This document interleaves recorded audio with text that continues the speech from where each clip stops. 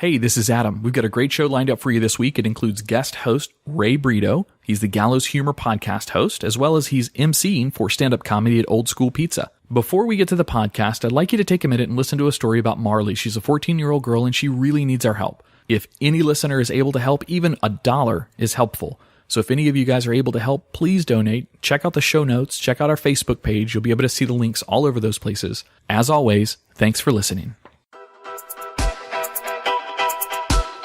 This is a dual podcast broadcast for both Living Podcariously and our second podcast, The Twisted 10. Occasionally on our podcasts, we try to give back to the community a little bit and to some friends and family that sometimes are in need.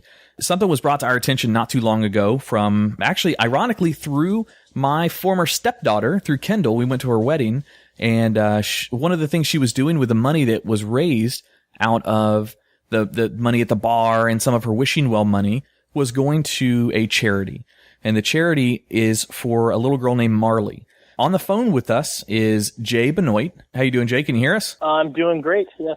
All right, awesome. Jay's going to go over a little bit of what this benefit is for and why Marley needs our help. There is a GoFundMe set up. I'm going to put the link in the show notes, as well as we're going to share it on both Living Podcariously and the Twisted Tens Facebook pages. So you guys can go out there and take a look at it. Jay, give us just a little bit of a background. And by the way, I know Jay. Jay is Kendall's father, so I've known him for, I guess, maybe 14 or so years at this point, maybe 13 years. So yeah, a lot of years. Yeah, we go way back. But yeah, give us a little bit of an update. Now, I pulled the whole GoFundMe, so if you want me to read any of that, I certainly can. But I think it'd be better for people to hear directly from you what this little girl and your relation to her and what's going on with her. Marley is, I consider her my stepdaughter. I've been with my lady. Her name is Christy. I've been with her for well over a year now. Go around to Marley. Marley is 13, just turned 14 years old. And she kept on complaining about her stomach was hurting and, I don't know what's going on and so on and so forth. And sometimes, your kids have stomach aches and you're just giving them, here you go. Here's some medicine. Here's some nausea medicine. Here's a little thing. Or the old wives' tale of a stomach ache. Drink some Coca-Cola with it, and it'll take care of it. Yeah. Just no big deal. So you don't think anything of it. And then it got really bad where then she was getting acid reflux, and it got to a point where, oh my gosh, you can almost smell the acid on her breath. So then we started taking her to the doctor, trying to find out what's going on. It was one medicine after another, after another, after another, and I'm not joking. It was, this one didn't work, so let's do this one. This one didn't work, let's try the dosage up higher. This one doesn't work. It was crazy. So literally, this has been going on for over a year. I have taken her to the hospital several times. And when you're sitting there going, even just the deductible to be admitted to the hospital, not through the emergency room, but through the admittance, like the doctor would ask us to, that's a $500 deductible right there. Ouch. Go in. Yes, when you do that several times, and then all of a sudden they're like, we can finish up all this stuff, outpatients, we need to do scopes, we need to do this, we need to do that, we have blood work, and it's consistently, every week, every 2 weeks we're doing something, and it just, after a full, a year and a couple months now it's been, I've literally gone through, somewhere between $50,000-$60,000 of medical expenses. Holy cow. I went through my life savings, and I don't know, if people are listening to this, and I know, Adam, because, hey, we've raised kids, so we know when you have a 13-year-old kid sitting there crying in pain, you are going to fucking do anything you can to make sure that that's taken care of. And this happens on a daily basis. I was supposed to take her to a doctor appointment today, and she's in way too much pain. She goes, I can't go right now. I have to reschedule it. I'm like, oh my goodness. I'm sorry, Jay. Now it's nothing you can do about it. Yeah, I understand. So, but just out of curiosity, was Marley one of the kids that was at Kendall's wedding? Yes, she was the one with the long, curly, blonde hair. Okay. She made it that day. She's not very social neither, because all this, when all this happened, you're in so much pain, you stay home. We had to take her out of school because she missed so much school and had to do, it's a special program that you can do here in the county, like a virtual school, basically. Sure. Now, then she can. One of the things I was reading off of your GoFundMe, and I guess her mom set up the GoFundMe account for her. Mm-hmm. One of the things that kind of blew my mind, yes, you guys put the details in there of the what they call the retardation of the stomach, that's the what causes the issues, was the weight loss. So on here you put she lost in 6 months, and keep in mind this is a 13-year-old girl, but she lost 24 pounds in 6 months for a 13-year-old girl who probably doesn't even weigh but 100 pounds to begin with. That's unbelievable to me. She is skin and bones, because I mean at one point she doesn't want to eat because it's so painful. And what happens with this is the food's going in. She has an acid reflux problem, number one, which isn't a normal acid reflux. Sure, She's no kidding. on dosages that are like 4 times the normal adult dosage to try to keep that down. Plus the retardation of the stomach, the food sits in her stomach and just turns and turns and turns and turns. Goodness. Which isn't supposed to. And then it goes through the digestive system, and then now the newest thing is her large intestine quit working on it. Oh. Or I'm not sure if I want to call it quit, but wasn't working properly. It gave up. So, it was overworking itself, maybe. Yeah. So, without trying to upset her or get too gross with anybody. Sure. No. Understood. You start getting impacted. Yeah. She didn't know, because, she was like anybody else. You're going a little bit, but she didn't know. She ended up with gallstones as well. We took her to the hospital, to the Florida hospital in Orlando, and he said, okay, we're going to go in there, we'll run some tests, let's see how the gallstones are now, because we're giving her medicines for those to shrink, and then we can go in through surgery to take the big one out, leave the small ones there for her to pass. We go there, believe it or not, oh my God. So you're going to the hospital, she's ready for surgery, right? She's in the mindset of she's going into surgery. Oh, she's in the mindset of this doctor's like, we're going to fix you. We're going to fix you. We're going to get you in the hospital to fix you. This has been like a year of going through this shit. And she's like, yes, finally, great. I want to go. Yes, let's do this. We go there. The doctor didn't even see her for like a day. Well, no, first day was there, was gone a day or two, came back, seen her, and then just gone. There's no more doctor. It's like, what the hell? And I know you have to do all these tests. This motherfucker went on vacation while she's sitting in the hospital. Oh. And I'm not lying. I'm not fucking lying. Went on vacation. So you want to see a pissed off mom? Yeah, no kidding. Woo! I want to be in her way. Yeah, no so kidding. We had to end up finding a new doctor, and that's when we eventually found a new doctor that took the insurance, so on and so forth. And we have an appointment with her in actually 2 days from now. Yeah, it's like finally. And this doctor, when we went to the hospital last, was the one going through all the records, trying to look at everything, and looking at all the medications and everything she's taking. And she said, what the fuck is going on here? What's happening, and why isn't this taken care of? And so going through the whole spiel, it was a doctor that we felt like, holy shit, she gets it. Yeah, you finally found one that understands what's going on, maybe. For me, I'm a person, I'm not sure if you know, Adam, but I don't go to doctors because I don't trust freaking doctors at all. Hey, people looking at me, yes, I'm a little overweight, but guess what? I've had blood tests, and I'm perfectly healthy, other than being a little overweight. That's it. There are those of us that can be healthy and be overweight, right? Me and you, Jay, we know what we're talking about there here. There we go, we're good. we know what we're talking about. I like my beer, damn it. I'm not giving it up. Oh. But so on your guys' GoFundMe, on the GoFundMe that's set up, it's really not an unreasonable goal that you guys set. You guys set, from what I remember, it looked like a $5,000 goal to help with a lot of her doctor bills.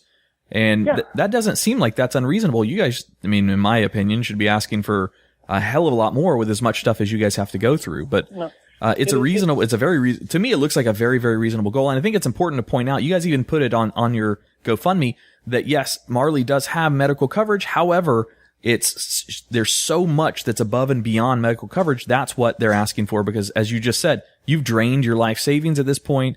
Marley's mom has probably used all of her savings that she has available. So you guys are nickel and diming the doctor's bills at this point. So hopefully we'll get the message out, and some of our listeners, and they're worldwide listeners. So hopefully GoFundMe allows worldwide contributions. I don't know. Most of it's Central Florida and Tampa, over to Cocoa Beach, but we do have listeners all over the U.S. and all over the world. So hopefully some of this stuff makes it out to them. Because, again, not an unreachable goal by any stretch of the imagination. It's something where actually when we did the GoFundMe, the $5,000 was the one. It just came up and said, this is what you should try for. Or that was the minimum one, or something to that effect when Christy was actually doing it. Actually, her real name, if you see on the GoFundMe, is Elaine, but she likes to go by Christy.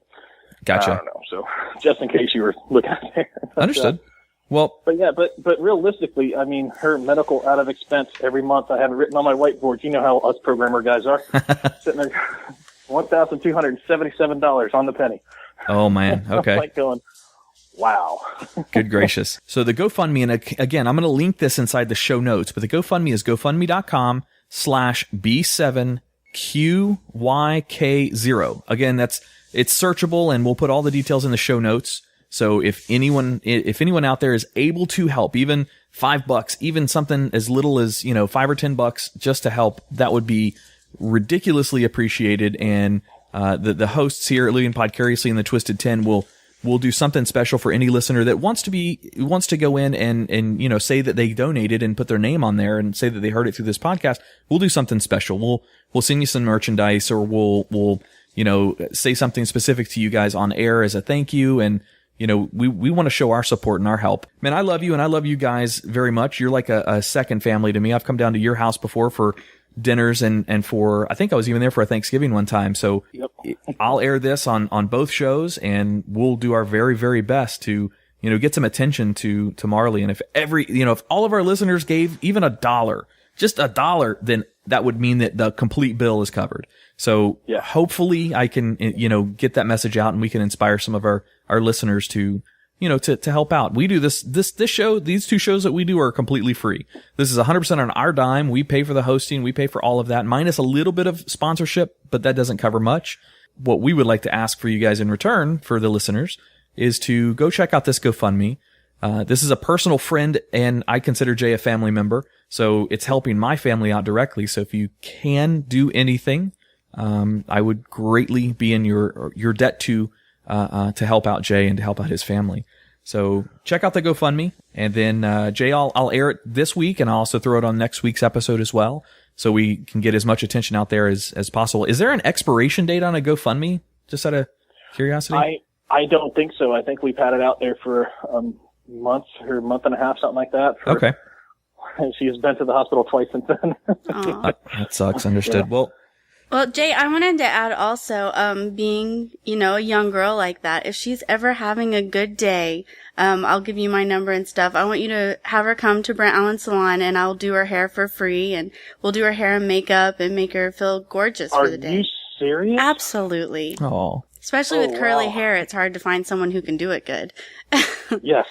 Yes. Every time we take her to get her hair done, it is ridiculously expensive, but I feel so bad. Because she's a girl. She needs that stuff. She does, and whatever she wants. If she wants highlights and some color and cut and style, and we'll give her a good day of beauty when she's filling up to it. Wow. Wow. We'll hook up on the side for that, Jay, and we'll exchange numbers for you and Andrea, so you guys can set that up. Oh yeah. Oh, she would love it. Maybe we can take some pictures up there and put them up on the site just to get it some more attention. When she comes up there. Man, I really do appreciate that. That is... Well, certainly. I wasn't expecting anything like that. Jay, I didn't expect that either. That just came out of nowhere, out of Andrea, so... Well, hey, your story is inspirational. Hopefully we can get some kind of attention to her. Hey, man, we can only try. And when I heard from Kendall about what the money was going to for the wedding, I hit Kendall up and said, hey, if you guys want to promote it on our shows, it's our little way to get out a message out to, to our listeners in the world. Just let us know. So maybe we can get some attention to it, and if so, great. I appreciate it. If there's anything I can ever do for you, guys, both of you, just let me know. Absolutely. Here. All right, Jay, man. Well, thank you. Send our love, especially to Marley and to her mom, and let them know that we're going to do whatever we can. I appreciate it. Thank you.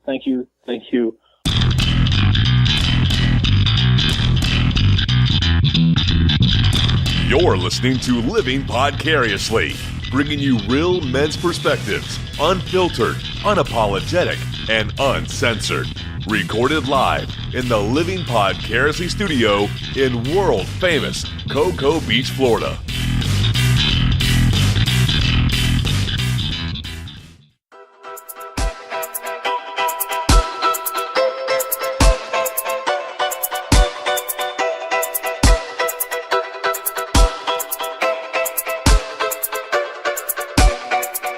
Welcome to Living Podcariously. This is episode number 25. What do you call it? A nickel now? Double nickel? No, that's 55. Isn't there something for when you on like your 25th year of marriage? I don't know. All right. Quarter? 25-cent piece. Centennial? No, that's 100. Quarterly? Well, whatever. I'm one of your hosts. My name's Adam Poston. Sitting across from me is the beautiful Andrea. Hi, this is Andrea Joy. And we have no Tach this week, but we have someone better. So right off the bat, a better host than Tach. No, I'm just kidding. Our good friend, Ray Brito, is joining us this week in studio. How you doing? How's it going? Good, real well. So we have a packed show for tonight, that's for sure. With Ray brings up some comedy stylings from the old school pizza host gig that he does, as well as other podcasts. He hosts the Gallows Humor podcast. Ray came in and immediately noticed our studio and said, hey, that's an actual real studio.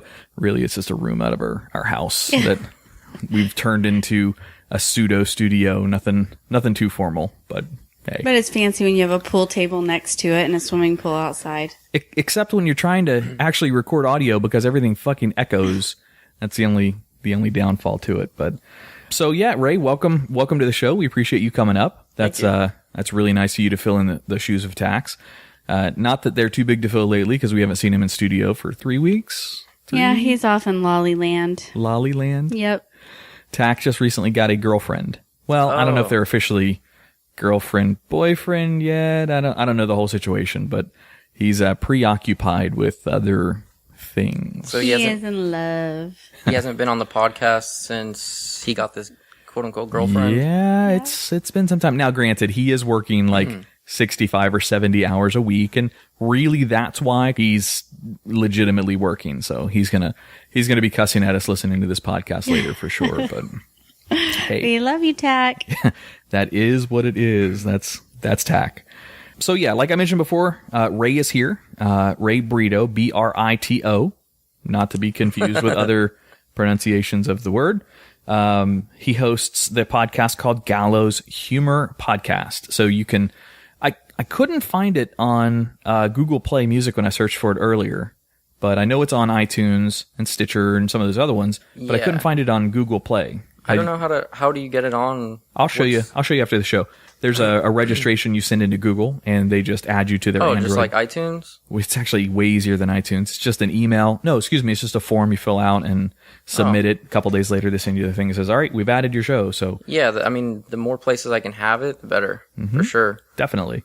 Yeah, that's on every Android device. Google Play Podcasts is now a thing. So like iTunes has, or Apple products has iTunes built into the phones. Google Play is on every Android device out there. I've heard of that, but I haven't downloaded it yet. Yep. It's there. You probably already have it. If you have Android, you already have it. You just don't know it. You just go to Google Play. I just never use it, yeah. Yep, just hit refresh, and there's a button that says podcast. I always get my podcast through Podcast Addict. That's what I've used for years until Google Play. It's always the fastest one. Like, when I post a new episode of my podcast, sometimes it takes, like, up to 12 hours before it shows up on iTunes. But on Podcast Addict, it's there, like, within seconds. Podcast Addict reads right off your RSS feed for your show. Do you host through Libsyn? Yes. Yeah, most everybody does. That's one of the best ones to host through. It's excellent. Yeah, I love it. Blueberry or Blue something was pretty decent for a while, but they started hijacking shows and using their own commercials. That was part of their disclaimers that anytime you host, we'll throw a commercial in the front and back. So scummy as hell. Yeah, Libsyn doesn't do that. Of course, they charge you more, but hey, Yeah, I don't mind paying a little bit. I tried before I did it on Libsyn. I tried doing it with people post music and shit all the time. Oh, SoundCloud. Yeah. I tried using it SoundCloud because it was free, and I couldn't, like, iTunes wouldn't accept it or some shit like that. So I was like, fuck it, I'll bite the bullet and pay a couple bucks a month and have it done easy. And then I could get, like, stats and shit too. Direct competitor of Apple is SoundCloud. Yeah. So that's probably why. I have no doubt. So cool. Yeah, I've listened to almost all your shows. I say, well, maybe not. Maybe probably about half of your shows. Which is like nothing. Yeah. Well, you've got what? You have like 14, 15 out? Yeah, I've got 15 episodes. Yeah, 15. Well, and we're a only bonus episode. We're only in 25. I mean, we're not deep into it. We try one a week. We missed last week. Both Tach wasn't here and we couldn't line guests up properly, and Andrea and I's schedule kind of fucked up, but I mean, we try to do our best to release once a week, but hey, life sometimes happens. It's hard. Yeah. Agreed. Before I started posting them, I was like, I'm gonna do one a week, because like everywhere that I've heard like people giving tips about podcasts and stuff, they're like, the best thing to do. The number one rule is be consistent. Consistency is Put king. out one episode if you're going to do it once a week, do it once a week. Don't fucking miss a week or whatever. Yep. So I was like, I should probably bank some episodes before I start posting them. And then I recorded my first one, and I was so eager. I'm like, fuck it, I'm just going to put it out.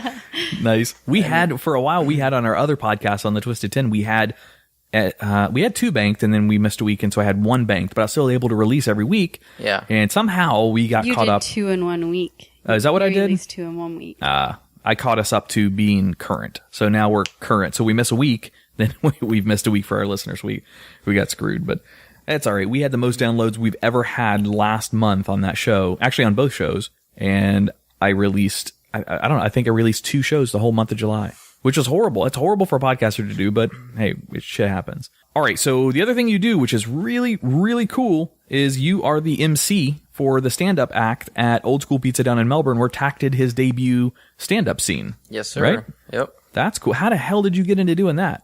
Well, I've been doing stand-up for almost 2 years now.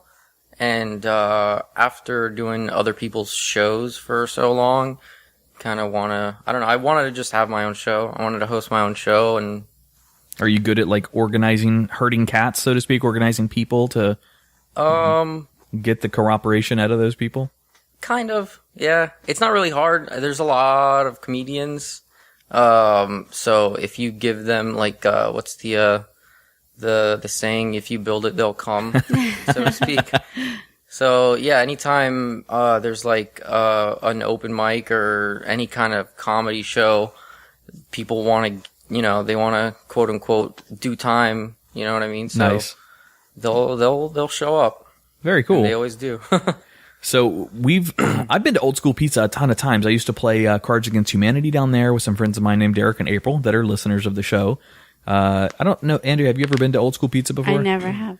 It's a pretty cool little place. It's not a big, giant venue. It's not a big place, but it's a pretty decent little setup if you're going to go and watch some local stand-up. It's a pretty decent little. And they have little pizza?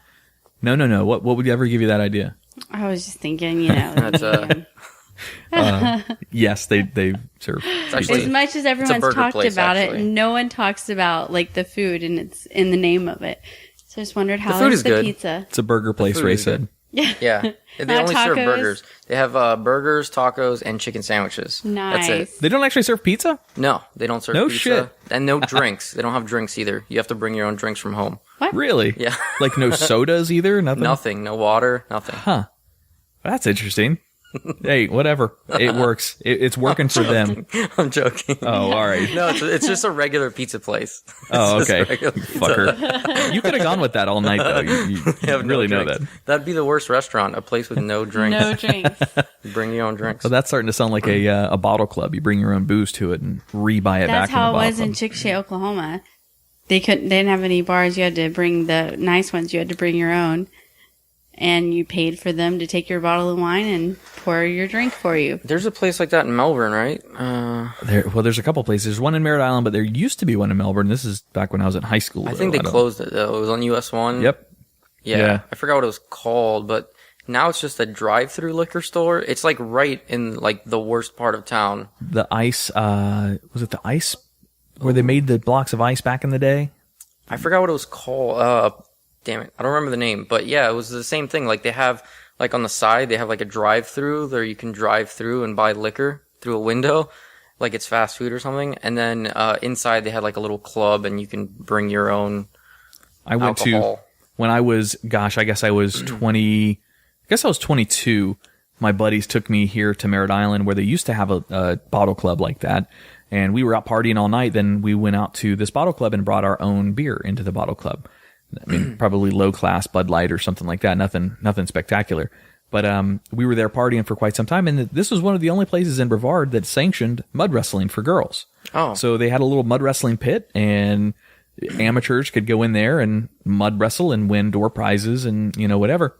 We're there partying, and understand the point of a bottle club is to drink after 2 o'clock. So it's probably 3:30, 4 o'clock in the morning, and we're still in there partying and drinking and just having a good time.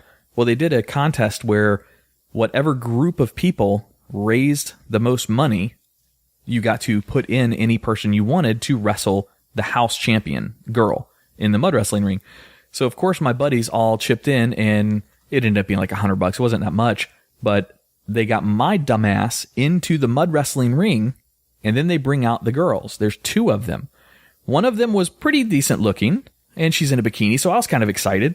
The other one was probably 340, 350, just a behemoth. A big old fatty. Let's just say for the next 10 minutes, they proceed. Oh, by the way, the mud wrestling pit had like little bits of gravel in the bottom of it. So it wasn't like, not intentionally, it was a dirt hole they dug in the back and tried making that a mud. Yeah, it didn't work out so well.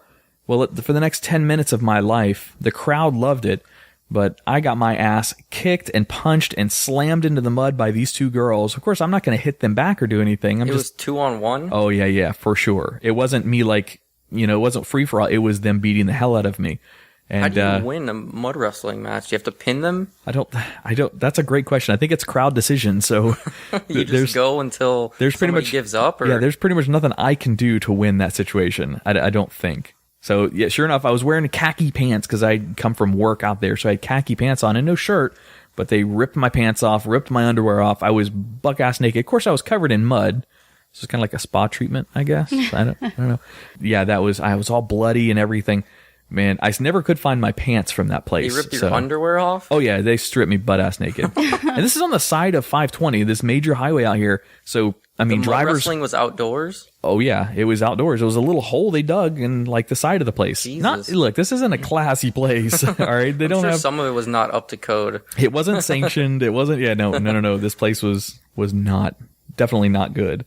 But I've never told you that story either, did I? No. Yeah. So my father told me he drove by after hearing the story. He drove by, and I guess they had, and I never saw him, but they had my khaki pants covered in mud hanging up like a flag outside the place for a week or so.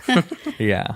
So you were there the first night that at Old School when Tach went up and did his first stand up, right? Yeah, that's actually where I met Tach. Oh, cool. I was there. He came really early, actually. We usually start the show, we say 9, but we usually start like 9:15 or whenever the crowd shows up.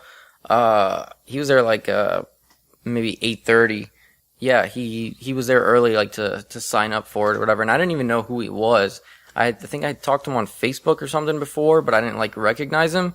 And he came up to me and he was like, "Hey man, are you doing the comedy show?" Blah blah. And he just signed up, and yeah, that was the first night that I met him. And that's cool. He did his first set that night. Old boy's got some balls, that's for sure. Any comedian who does that, your initial time up there has got to be nerve-wracking. I mean, if some people are really good in front of crowds, some people are really have anxiety driven, and that makes them even funnier, in certain situations. And then some people you can cut the tension with a knife in the crowd when you feel the bomb happening. But so I purposely did not watch. So his buddy Jimmy recorded it. I purposely did not watch Tach stand up until he came in here to do the podcast the next week. I wanted to get his firsthand experience of it before I viewed it. Because if it was a bomb sometimes is a really, really cool story to hear. And sometimes it makes or breaks a comedian right off the bat, especially if your first show is a bomb. Or if it was going to be really stellar. I wanted to know from Tach what his perception was. I didn't want to have, that video to influence whether or not I thought he was good or not. And I'll be honest, he did pretty decent. I was impressed. He did bad. Especially I've seen a lot of people go up for the first time, and he did really good, especially for, being his first time. He did pretty good. Yeah, agreed. We'll have to go and watch Tach next time he goes up, Andrea. Definitely. We were planning on it last time, but he didn't do it. Yeah, and it was my birthday weekend. That was the first time. Yeah. Yeah, that was the first time. The second time. Yeah, he was supposed to go up to Old School again another night, but he canceled for girl. I'm not sure if it was girl or work or, maybe he's just telling us he's working that much and he's really going to see this girl down south. It's hard to get up. For me, it was harder to go up for the second time than it was to go up for the first time. Because the first time you're scared, you're nervous, but you feel like, okay, let me just get it over with. And then once you've done it once, you're like, oh, I did it. And it's over. So it's like, it's harder to get up again after you've already done it. Cause you could already say, if you've done it once, you could already say you've done it.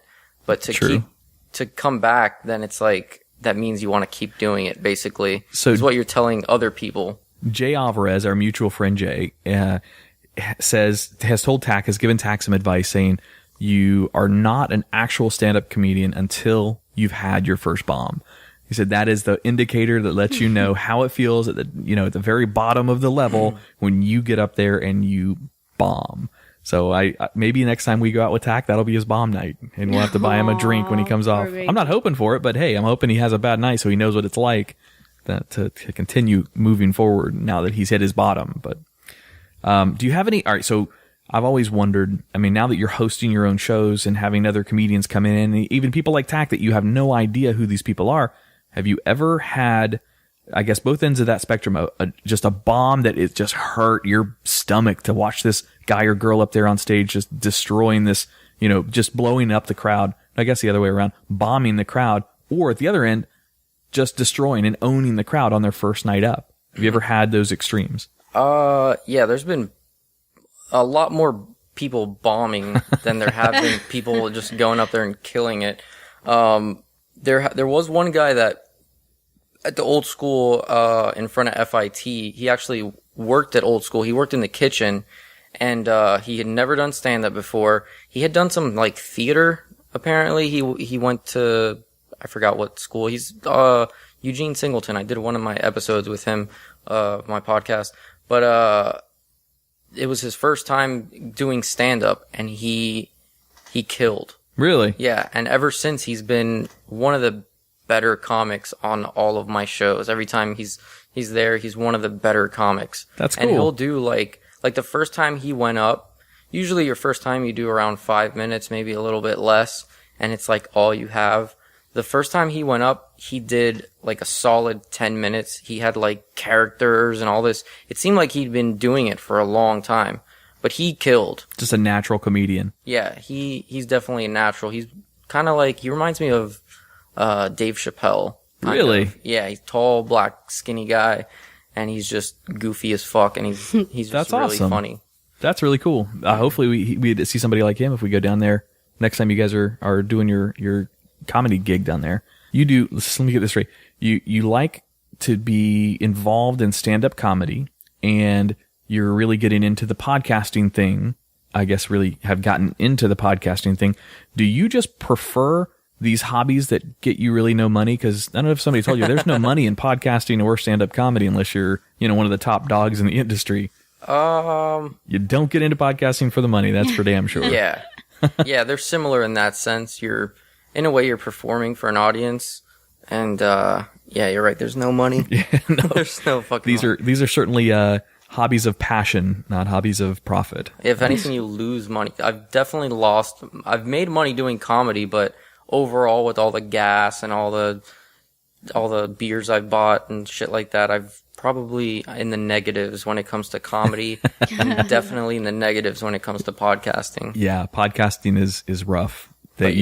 Sponsors are, it's so difficult to gauge, where do you start turning a profit in sponsorship, and then you don't want to oversaturate your podcast with sponsors and you lose all your listeners. So it's a juggling art for sure. Do you have any shows that are upcoming that you want to throw a plug out for? Do you have any upcoming Old School Pizza plugs or anything? I should know the dates, right? I have this. What's today? Is Monday. Today is the 1st.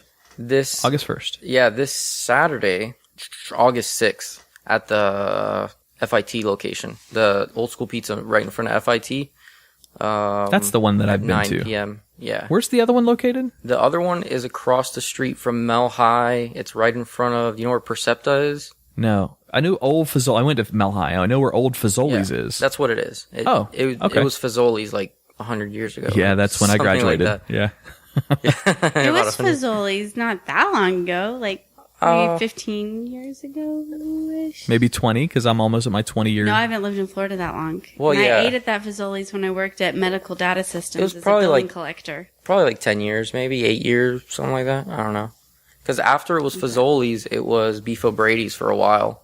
I didn't know that. And then Beef O'Brady's closed, and now it's Old School Pizza. Yeah, that place is a whole. So it's going to be at the FIT location a little bit further south on Babcock. Yep. Saturday night at 9:00. Yep. Saturday, August 6th at 9:00. Any names we know? Jay Alvarez or Anybody else? I don't know. That one is just an open mic, so basically anybody can show up and sign up before the show. Andrea, you feeling frisky? You want to go do a stand-up down there? No. You can get up there and sing? It's a comedy, not... Oh. Are you making fun of me? No. That's horrible. No. Of course not. All right. Well, we're going to take a quick break in studio. Any of the music you hear on the podcast, by the way, is given to us to use by DJ Gil Lugo. He's a local Brevard County guy, but he plays all over the world. One of his gigs was over in Dubai not too long ago. So check out some of his music. His links are in our show notes as well. So check out DJ Gil Lugo, and we'll be right back. You with a flash, too fly to be a stab. Front of me, I'm like, bye. Boyfriend riding in the whip, 'cause I drive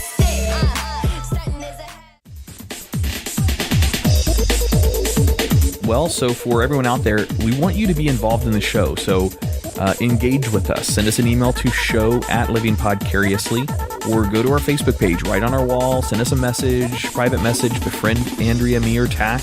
Hit us up on there. Let us know what you want us to talk about. If you want to send Andrea a question for the Guyry, shoot her a message on Facebook and tell her it's for Living Podcariously's Guyry, and she'll ask your question. Yeah, that's it.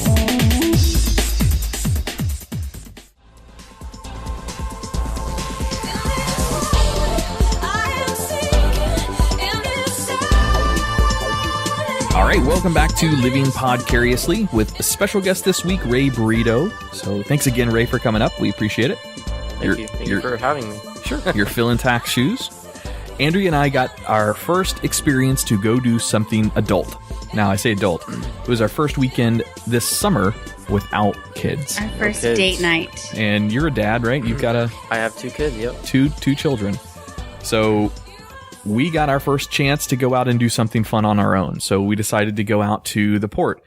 Well, first we did Preacher's. Do you know what Preacher Bar is? No. It's a unique, you know what Kelsey's Pizzeria is? Have you ever heard of that before? No. All right. It's really Merritt Island and Cape Canaveral. It's a pizza place, but it's gourmet, like Italian stuff. Okay. It's not just pizza. It's other gourmet things too. They have drinks at this restaurant, but, that's odd. Attached to them, they bought the other part of this complex, and they have a bar in there called Preacher Bar. It's awesome. It is really unique in the fact that it's got tons and tons and tons of beer on tap that are unique and out of the ordinary types of beer. They have a few microbrews and you know, some local stuff as well, but mostly it's unique out of this area kind of stuff. They have a beer in there, a Hefeweizen that I like called Franzenskanner. They're not sponsoring anything. It's just, they're a cool bar. But the decor is really cool. They have like doors they turned into chandeliers and like all this real weird eccentric. Is it like a World of Beer type deal? Not that big. It's a lot more artsy and eccentric than that. Yeah, and it's not nearly that big. It might sit maybe 60 people at total. And when you walk in, they have the big bar, but then the tables are really long. So when you walk in, if it's 2 of you and there's 8 other seats at this table, you're going to have other people join you at the table too. Called communal seating. It sounds very hipstery. Yeah, it definitely is hipster. Definitely. Yes, definitely. But that's where we started. That's where we said, all right, we're going to just go out and do an adult thing. We're going to go get some beer, just chill, maybe talk to some people at the bar and just have a good time. So we went there. And we had 2 or 3 drinks there, and we met this guy from Australia. He's here on training. He's actually in Miami on training, but decided he'd drive up to the Space Coast and see what the Space Coast is all about. So we're sitting there having some drinks with him, and like a good tourist, sort of, he wanted to know, well, what can I go do after this? He wants to go out somewhere. So we told him about the port and the restaurants up at the port. He's like, well, why don't you guys go with me? Well, it didn't take a whole lot of convincing for me and Andrea to want to go. So we took him up to Grills and, had a few drinks there. Have you ever been to any of the restaurants up at the Cove at the port? I've never been up there. No? Oh, it's the best place to go. It's awesome. Really cool. I can't tell you how many drinks I had though, because this guy kept buying me drinks. So the Australian guy? Yes. Yeah. Not just her. He wasn't trying to pick her up, but he was buying both of us drinks, but I ended up just drinking water for the rest of the night because I was driving. I was too busy dancing to realize how much I was drinking. I would just walk up to the table, drink my drink, and go back and dance. Grills is, they've got a Grills down in Melbourne, I think on US 1. I believe, a Grills. I don't know. Maybe. Grills? Yeah, I thought so. I thought it was maybe O'Galley area. There's the Squid Lips that are both in the same place. Where maybe is that's this what at? it is. In the the port? In Port Canaveral. This one's in Port Canaveral. I've never been to Port Canaveral before. What's over there? There's a lot. So obviously cruise ships and all that stuff, the gambling boats over there. Then they have an entire chain of restaurants and bars called the Cove. And in this Cove is where we told this guy to go because it's really where a lot of the locals go and hang out and have a good time. It's a little bit touristy. It's like a city walk type deal, maybe? Kind of, not nearly as fancy. No. It's City Walk is a conglomerate. The Cove is a bunch of individual restaurants or bars. It's like a downtown type of area. No, they're almost closer than that. I mean, they're like 100 feet or so apart. You're just walk to the next one. There's probably like 4 restaurant bars. So if you get bored at one, you just walk down to the next one. And that sounds cool. Yeah, it's pretty fun. It's pretty reasonably live priced. Bands at every single one, DJs, and it goes eclectic from classic rock and country. Maybe is the best way to describe grills. Live music, but it's AC/DC to We Got Friends in Low Places is what you're going to hear there, and all the way at the other end, the west end of the port, you've got Milliken's, which is straight dance. Club music, like EDM type dance music to as ghetto as it wants to get. There are some nights when it's just straight thugster in there. I mean, it's you can pick your bar and move around each one. A giant range for sure. So we ended up at Fish Lips. Yes. Where we were dancing and no one was on the dance floor. So I went and asked the DJ, I'm like, can you play the wobble? And he was like, I'll think about it. So about 10 minutes later, he turned it on. I was the only one who started out there, and like soon as that song started, like 15 other girls came and surrounded me. It was amazing to watch the girls go just like magnetize themselves to the dance floor when that damn song came on. It was hypnotic. And then we danced till like 3 o'clock in the morning. Well, here's where our night took an interesting twist. So Andrea is an innocent and naive woman. All right. She's beautiful in that essence, is that she holds this level of naivety that is just adorable. Well, I saw what was going on there towards the end of the night. Andrea's very drunk on the dance floor, and I'm not going to say I was drunk. I was intoxicated, but I wasn't drunk. Another girl came up to her and started dancing pretty hot and heavy with her on the dance floor. Oh shit. And we weren't grinding or anything. She was trying to teach me how to twerk. Oh, okay. I just wanted to learn how to do it. Teaching another girl how to twerk. Innocent. Well, her boyfriend that was with the girl that was teaching Andrea how to twerk, her boyfriend comes up to me, and he's this muscle-bound dude. They're both younger, probably 25, 26, 27, somewhere in that range. He comes up to me, and, you know, he's walking over tank top, board shorts, and flip-flops. And he's like, hey, man. I'm like, hey, how you doing? He's like, good. He introduces himself. And I kind of already saw, based on the looks that his girl was giving him and he was giving her, and I already knew where this was going.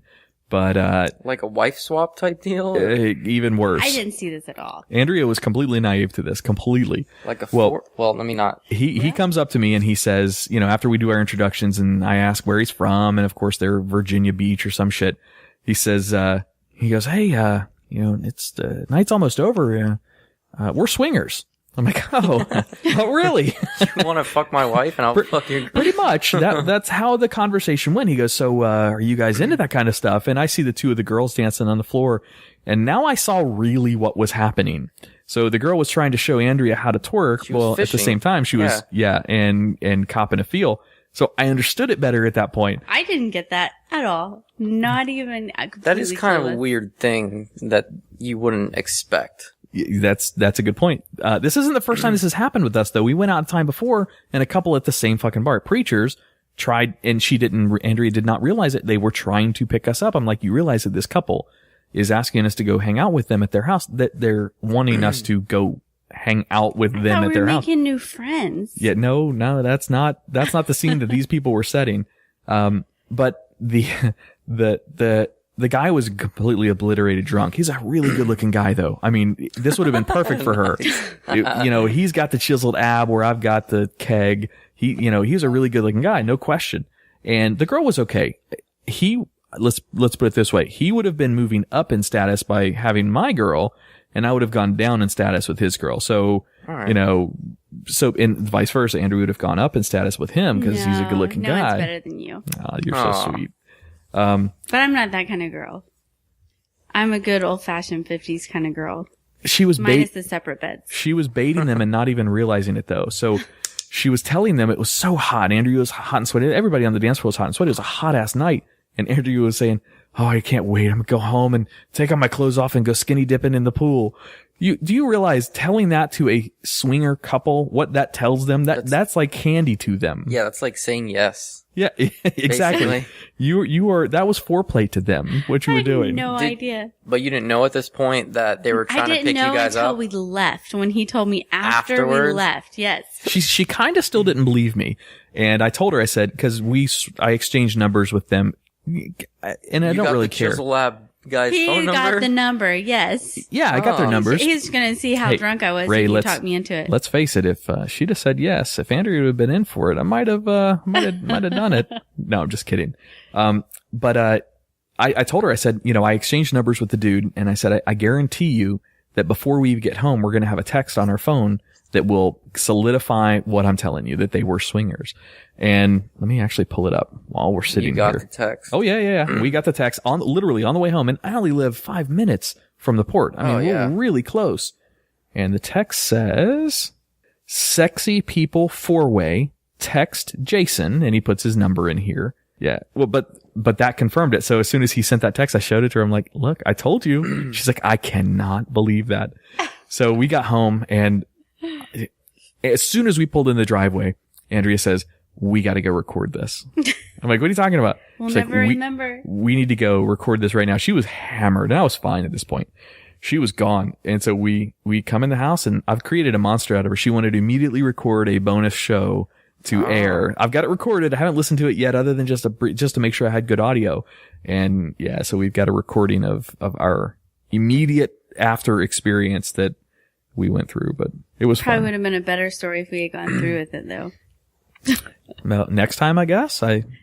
No? Oh, No. okay. I can understand, like, not seeing what's going on at the, cause like, I had something similar happen to me when I was at this Halloween party. There's this couple, these two, I'm not gonna say their names, but this couple that I've known, friends with both of them for a long time, and every year they have like these killer Halloween parties. And me and my girlfriend, my sister, and my sister's husband, we all go to their Halloween parties every year. And a couple Halloweens ago, we were at their house at the party, and then I saw the girl on the side of the house making out with some other guy. And I ran up to my sister and I was like, hey, what's your name? Is making out with some other guy on the side of the house. And she's like, yeah, so? That's what they do. What are you talking about? I'm like, dude, they're married. She's married to dude. And she's making out with this other guy. She's like, yeah, they're swingers. Yep. I'm like, what? Yeah. And I I was don't like, see how you could even do that. Just let your girl go make I out know. with some other guy? What? So the rest of that night, I went and I told my girlfriend immediately. I'm like, dude, did you know these guys are swingers? And she's like, what's the big deal? I'm like, and the rest of the night I spent like trying to wrap my head around how you can do that. Like how you can be with somebody. Like I can't imagine being with my girlfriend and like finding another couple and like saying, yeah, you can have sex with my girlfriend. Why not? It's like, Well, even if I get to have sex with your girlfriend, it's still like, no, you don't get to have sex with my girlfriend. Fuck you.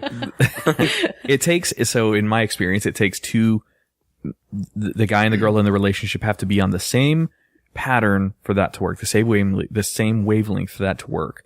You guys both have to already know going into any of the situations that you're both comfortable enough with the relationship and comfortable enough with each other and not have any kind of jealous tendencies to be able to do that. I'd be so jealous. Did you ever hear the episode of Tom and Dan where they interviewed Mitch Fattel, the comedian?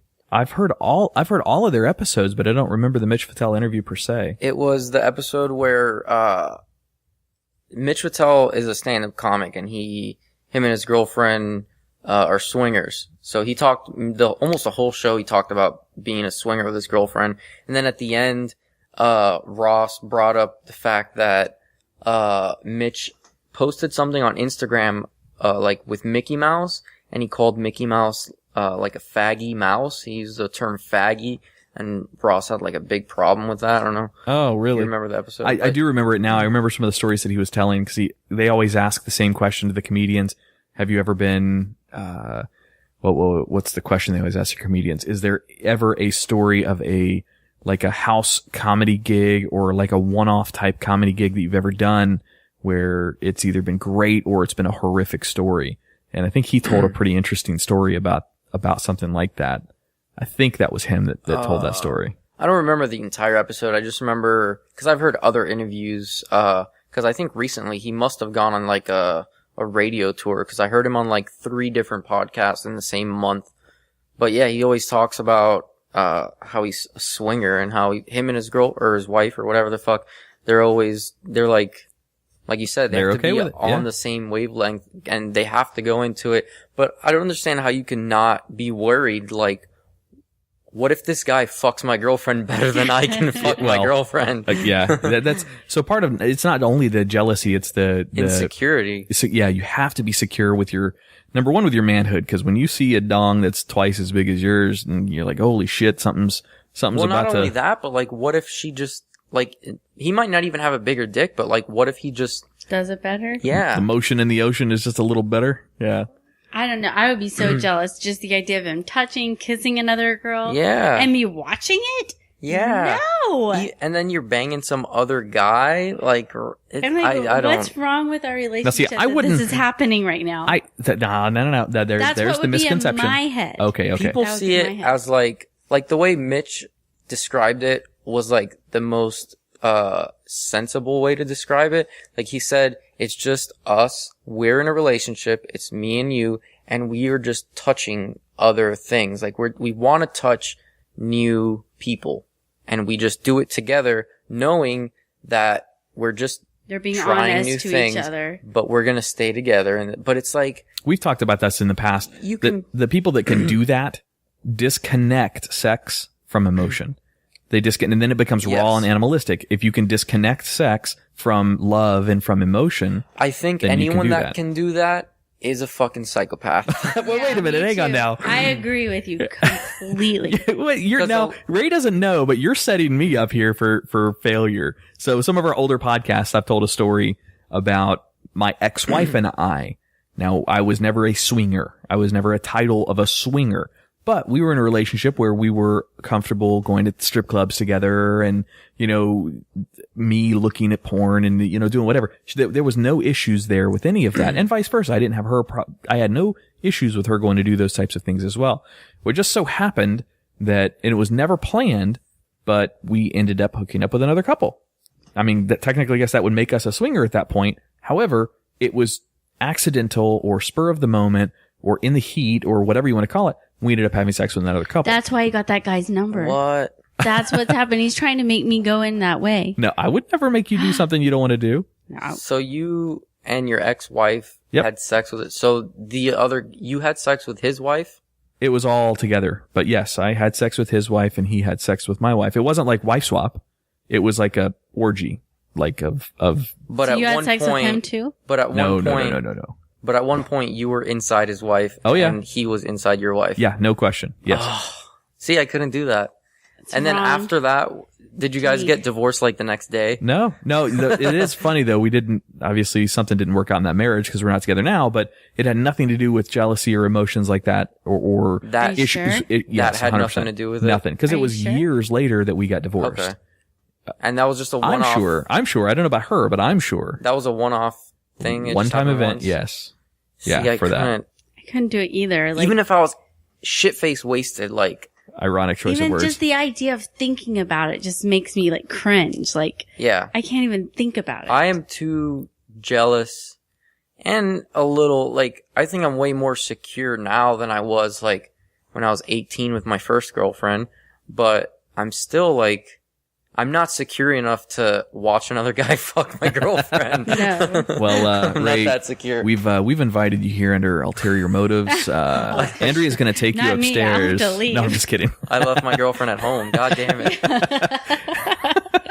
No, just kidding, Ray's girlfriend. That's not actually happening here. But yeah, so look, I understand the idea of not understanding the other side of that point of view. I get it. I understand that. I can see how someone could feel like that, but I would never. Some people see it kind of like you did. Some people see it as if you love someone so much, you wouldn't let that happen. However, I see it just the opposite. I see it as if I love someone that shares that same interest so much that I know that I'm safe in my relationship with that person, then we can explore these things together. Then let's do it. That's great. If it turns you on and it turns her on, that's great. But that's very few and far in between people that do that. So you and her would both have to be completely secure and not you would both have to have, because I would always have at least a little bit of fear or doubt. Like, what if she enjoys it and starts questioning, and the girl's going to think same thing. You're going to be sitting there watching your guy, do some other girl thing, and he likes her better than me. Yeah, because it's I almost think, the kissing would be harder to watch than the actual. That's, the funny part about that is a lot of swinging people say no kissing. Say, no kissing, lips. As soon as it started, I'd run out of the room crying. Because I think I would almost rather watch a guy bang my girlfriend than kiss her with no kissing than just watch them make out. Well, see, now there's a good example. No. Girls, when they get drunk, I sometimes think I'm lying, make actually. out. That might not even be true. I just thought about that and I'm like, wait, no. Girls, sometimes when they have too much to drink, even girls that are completely straight and completely secure with not kiss other girls. Yeah. Kiss other girls. I've seen it many times. It's for entertainment purposes, I guess, but it's goddamn entertaining. Out. Yeah, I'll agree with you. But if it's a guy and a girl, that's different. And I'm dating that girl, then that's different. I'm not that secure. Right. I'm not that secure. I'm comfortable enough to, if Andrea says one day that she wants to do that, then I'm comfortable with it. Other than that, I know that that's off limits. And I told that couple that night too, when the guy was telling me we're swingers. I'm like, look, it's, this is not going to happen. This is not something that we're into, but we're very flattered. Thank you for the offer. He's like, well, let me give you my number just in case you change your mind. Did you mention it to your wife? Like, hey, this guy wanted to do this. Do you want to do it? We talking about this last weekend or on the No, with your ex-wife. No, it literally just happened out of nowhere. Nothing was planned. So who started? The girls were making out. This is such a great question. So on one of our other iterations of Living Podcariously, I told this entire story. And because I told this story, it lost those friends of mine. They defriended me on Facebook because I told the story.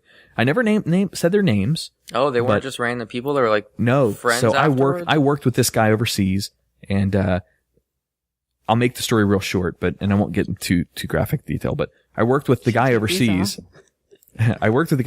And I was coming home to take my wife on a cruise, and ex-wife, yes. Take her on a cruise, and he had plans to take his wife because he had the same vacation dates. He had plans to take his wife somewhere up north or overseas or something. I don't know where. His plans fell through. He was bummed out. So I told him, I was like, hey, it's cheap. Why don't you just book a cruise with us and go out of the port, and I'll show you around Cocoa Beach and, take you guys out to eat dinner or something like that. So he's like, fuck it. So he did it. So he booked the cruise and they came on the cruise with us. Well, me and my ex-wife had a big cabin, big, nice cabin. And then they got this piece of shit interior room that doesn't have any windows other than that fake window. So we all get on the cruise. We all go right up to the top deck. The cruise hasn't even left the port yet, and we're hammer drunk on top deck. Just having a good time. Well, it was really weird because me and this other dude, my buddy from where I was working overseas, we turned around and the girls are making out, lightly petting and making out on the top deck where everybody's there. Out of nowhere? Just completely out of nowhere. We did not see it coming at all. So, look, things just moved up. Had y'all discussed this beforehand? No discussion of this at all. We didn't even know that was, there was no, this was a completely innocent thing that happened. How did it go from the girls, because the girls making out I could see. You have to progress it. I see your mind working. I know exactly where you're going. How does it go from that to y'all switch girls? The girls wanted to go back to the room they wanted to go back and change clothes and get ready to do other stuff on the cruise because they were both in their bikinis up on the top deck. And so the guys followed back, and we happened to be on the same floor, just different areas of the boat. So the girls, we got to our suite, and the girls just continued on in. So me and the dude are like, well, okay, let's go in. Well, at this point, somebody had to break the ice of is this really about to happen?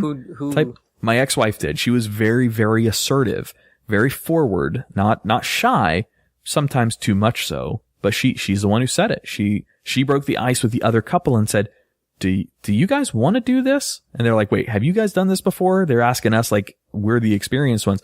I had never done anything like that. She had never done anything like that, not straight swinging. So they're like, fuck it, let's do it. So, one thing happened, and I mean, the rest is kind of history. It just makes me sick to my stomach almost. Yeah, I can't. I understand the perspective, but not everybody thinks the same way as that. People don't get anxious over those types of things. I wouldn't get anxious over it either unless something happened where you were upset about something. I wish you would. I don't want you to think me fucking some other guy would be good. I would think you falling in love with some other guy would be horrible. Fucking another guy, if you can detach emotions from sex, then yes. I think it's fine. They're one and the same. To you, yes, they are. They are very much that way. Psychopath, huh? I'm the psychopath. Yeah. No emotions. Well, I don't think that means I don't know. I think I don't know. I think. Now you're giving him ideas. No, I think it's more of like it just comes down to being secure. That's what it comes down to. Because the only reason why I don't do it is because I don't want. It's like a territorial thing and a security thing. Like, sure. I don't want my girlfriend to find somebody else, and I don't want some other guy. I view it this way. If my girl's going to have the opportunity to be influenced by another person other than sexually to the point where she's going to leave me, then I've been doing something wrong the whole time anyway. That's how I view it. If I think she can be so easily persuaded to and when I say cheat on me, it doesn't mean cheat on me by having sex, but it means cheating on me by finding emotional interest in somebody else. That means I'm doing something wrong. So that would fall square back on my shoulders of responsibility, to me anyway. I mean, that's how I see it. So. Yeah, but I can see, like, because when you have sex with somebody, like, for the first time, or like when you start dating, the first few months are like, the chemistry is like crazy. You're like having sex all the time. And then the longer you're together, you might still be in love, but you're not like, oh my God, let's have sex fucking 3 times a day or whatever. So it's like, when does that end? I can see. When does that end? I haven't let her get off that high yet. I have a chart actually on my calendar. I can tell you exactly. But no, I don't see how, like, I would be scared that she would find that, like, chemistry that again. Fresh chemistry. Even though, even if she leaves me for this guy, in 3 years, she might be, So let me ask you a scientific theory on that question. But she might think it's better just because it's something new. You know what I mean? What if you had a relationship with your wife or girlfriend where you're confident in the emotional connection that the two of you have? You guys love each other, and you're to the point in your life where, you feel confident that that's love, and that that's how you both feel about each other. But if you could have that first kind of that energy that you get out of having, a kiss or a body touching or having sex with somebody new, but without having any kind of emotional connection. That would be cool.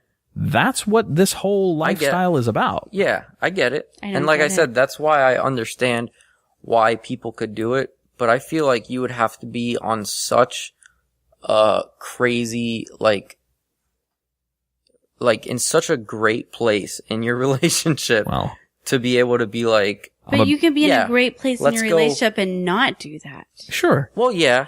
But like he said, like, it's kind of like granting. Because no matter who you are, that when you're kissing someone new or having sex with someone new, it's great. Yeah. You know what I mean? The energy there is phenomenal. So for you to be with somebody and be like, okay, you and me are together. We're not going to break up or whatever. But let's go and have this experience and have that feeling of kissing someone new or having sex with someone new. Let's both do it with other people, knowing that we're just doing it to get that feeling, right? And separate that from what we have together. I can see how people would do that. It's almost easier to think that than your girl finding just a dude that she becomes attracted to and does it on her own. If you have another couple that has a like-minded interest that says, they're mutually together and they're in love and all they're looking for is something physical, you don't have to worry about the emotional connection out of either one of them. So maybe that's it. I would just be too scared. I don't know. I'm trying to advocate for the swinger side here, even though I'm not a swinger. I'm trying to advocate for that side. I don't believe you. Andrea thinks I'm a swinger. It's totally a swinger. I'm not. I promise you. I don't know. I could see both sides, but as far as I go, I don't think I could ever do that. I know I'm never going to. I'm comfortable with that. So just know that. All right.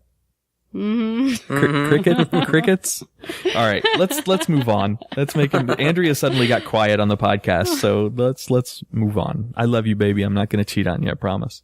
Or I won't swing on you. Or wait, what? You're not going to punch her? Let's talk. Just don't leave any marks. Let's talk Disney for a minute. Okay. I'm not a very good person about how to make a segue from one topic to another, so let's move on right to Disney. The opposite. To Disney. Yeah, from swinging sex to Disney. However, this might turn Andrea on a little bit. Disney is moving forward on the remake of the 1984 film Splash with an interesting twist. So thinking of the stars in Hollywood right now that are famous, all right, who do you think is going to play the part of the mermaid? Is it Amy Adams? No, it's not Amy Adams. I love Amy Adams. It's not. What's the other, the fat girl that does the comedy? No, she can't be. Right. It's not her. Not Madison. Madison is the name of the mermaid. That's right. Mm-hmm. But this one's the name of the mermaid's not Madison. Her name is. This one is not named Madison. They don't actually give me the name here, but it's not a girl. A guy is playing it? Channing Tatum is going to be the new mermaid. You know who Channing Tatum is? Yes. Did you just get awestruck? I mean, what's going on? Wait, what? I'm disgusted. Yeah, so the movie Splash was Daryl Hannah. That was the original actress that played Splash, and Tom Hanks played the dude that found her and I remember. Fell in love with her. Yeah. That was one of the first times I ever thought about having sex with a woman was watching Why that movie. is a guy especially when she gets out at the Statue of Liberty and you see her ass walking up that's my favorite scene. That and Howard the Duck were two. Howard the Duck. Howard the Duck. Howard the Duck was like the first time that I forgot what it was. There was a scene in that movie that I would watch over and over, and I was like, oh my god, that makes me feel funny. Yeah, the warm feelings in my loins. How is a guy going to be Madison? It's obviously his name's not going to be Madison in the movie. It's going to be something else. But is he going to be a merman? This is not He's going to be a merman. Yeah. This is not a remake. This is a totally different movie. So they make Ghostbusters with chicks. I actually watched that the other day. And you liked it? So let's put it this way: it had a giant uphill battle for me because the legacy that is Ghostbusters to me and to a lot of the fans that like the original movie. Let's not even talk about 2 because Ghostbusters 2 was shit. But Ghostbusters the original had such a legacy to uphold that you had to pick the characters to portray it correctly. Choosing women, I'm not misogynist, but choosing women, I don't think had any chance to uphold the legacy of the original Ghostbusters. Yeah. But I'll tell you what, they did a pretty fucking good job. They did pick pretty good chicks to do it. Jenny McCarthy, the one problem I have with her is that they glamorize her. Melissa McCarthy? That's what I meant to say. Jesus Christ. Totally different. Yeah, completely different. Melissa McCarthy, they glamorize her size and make it slapstick for where she falls down in every fucking movie she's in. Yeah. That her comedy is about her size and her falling over. Where, look, I understand that that's funny, but that is not what Ghostbusters, the legacy of Ghostbusters is about. She did it a little bit in this movie. Just a little bit, not much, but it was done pretty tastefully. And I'll be honest, and I didn't watch it all the way through. I watched it till about 3/4 of the way through because streaming stopped for whatever reason, my hijacked movie site. But, it was good. I have to admit, I was impressed. It was a lot better than I thought it was going to be. I feel like I'll eventually watch it, but I don't know. I did a bit about it on stage a couple times and it didn't go over well. It was I basically said that, cause I was on Twitter and I commented about it and I was like, the movie looks like it's going to be fucking garbage. And, someone was like, oh, why? Cause it's girls. You don't think girls can be Ghostbusters? Women power. There is no way to not sound like a misogynist when saying it's going to be bad. There's no way to not sound exactly. So I went the other way and I was just like, yeah, you know what? That's exactly why I don't think women can be fucking Ghostbusters because they're supposed to make the sandwiches. Right. Well, not only that, but like women are like, I've never met a woman in my entire life that wasn't scared of like bugs. how are they gonna fucking take down these fucking ghosts? There you go. Because True. ghosts Giant, are scary less ghosts. creepy than bugs. And I mean, let's be honest. There's got to be some scientists in this movie. Where women can't be scientists. It's almost like the movie's almost the opposite of. It's like a whole like fuck guys kind of thing. Yeah, that's Women power. the one guy that they have that's the co-star. He's almost comedy relief in that movie. Is they make him dumb as a can of hammers in that movie. They just shit. Oh. I heard they fucking throw Bill Murray out of a window. Is that true? Yes. Yeah. Well, I mean, technically a ghost does, but they throw him out of a window. Well, yeah, he and gets kill him. thrown out of Yeah. a window. A ghost couldn't get him though. You wouldn't. He didn't come back as his character. He came back as He's just a random guy or some shit. His cameo in the movie had nothing to do with his original character in the None original of them movies. did. Yeah, no. But you can't bring an original Ghostbuster back to get thrown on a window. Hence by a another ghost. reason why this movie was so sketchy That about doesn't breaking. make sense. There were many reasons why I honestly didn't think that the movie looked good. And I think there were obviously some people that are just like, oh, girls can't be Ghostbusters. Yeah. But that's like the minority. Most people are just pissed off because it's a remake of one of their favorite movies of all time. It's like remaking The Goonies. You can't remake Aren't The they Goonies. doing that also? Oh no, seriously? I feel I'm like still they upset are. about a guy being the mermaid in Splash. Being Madison? Yeah. I mean, what's next? A guy for Ariel? What?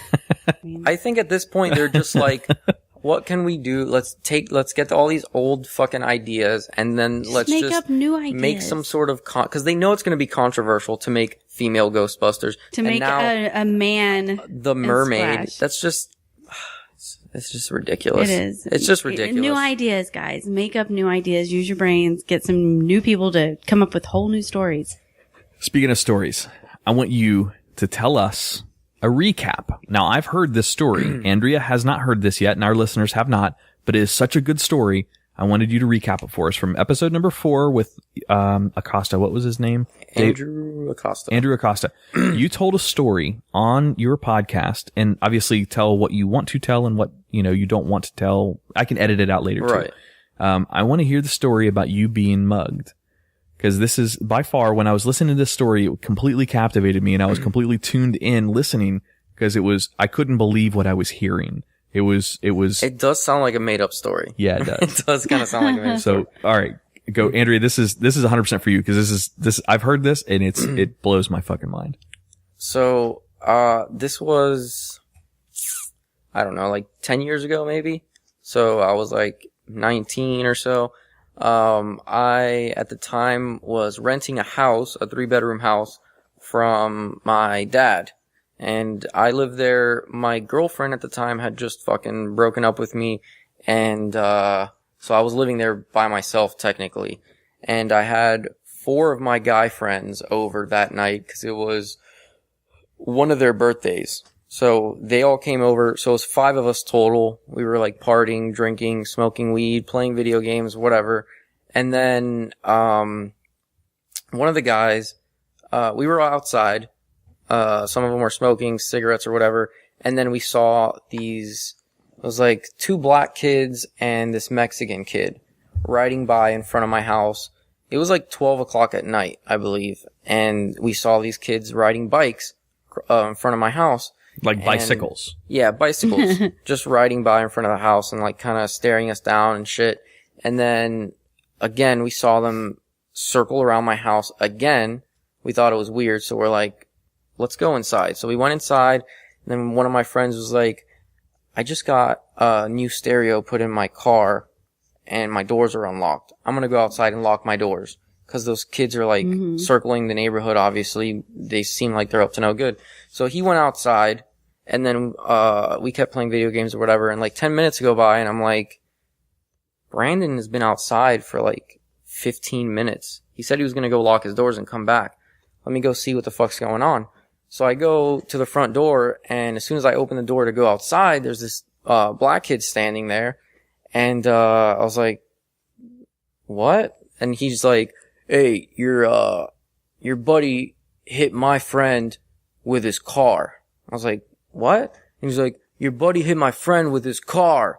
And I was like, what are you talking about? And then he pulled a gun out of his pocket and he pointed at me and he's like, just get down. He's like, back up and get down or some shit like that. I'm like, are you fucking kidding me? So he got me and way to kill a buzz, you know what I mean? Yeah, he totally killed the party. Made us get down, like face down on the floor. And then they brought, apparently at that point they had Brandon outside, like face down on the street. And then after they got us down on the ground, they brought Brandon inside. So they had us all face down on the floor in the living room. They took our wallets and our cell phones and shit. And they noticed that one of my friends, Van, had the most cash on him because he had just gotten paid at a restaurant that he works at that he gets paid cash. So he had like $350 in cash on him. So they took that, and I guess they assumed it was his house for some reason. So they brought Van to my bedroom by himself to, I don't know, ask him. I heard them asking him, like, if we had any valuables in the house, basically. And he's like, I don't know, this isn't my house, it's Ray's house, blah, blah, blah. So they came out, they got me, took me in the room. So they had me and Van face down on my bed, and they were asking me, like, oh, do you have any valuables, any money, any drugs, or whatever?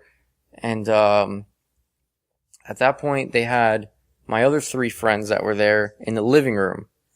And I guess they decided, I don't know why they did it, but they made the 3 guys that were in the living room get butt naked for some reason. And one of the guys, I heard this from my room. I heard one of the black guys that was in the living room. They were like, I guess they thought it was funny to make them get naked. Maybe they were swingers. That's a good callback.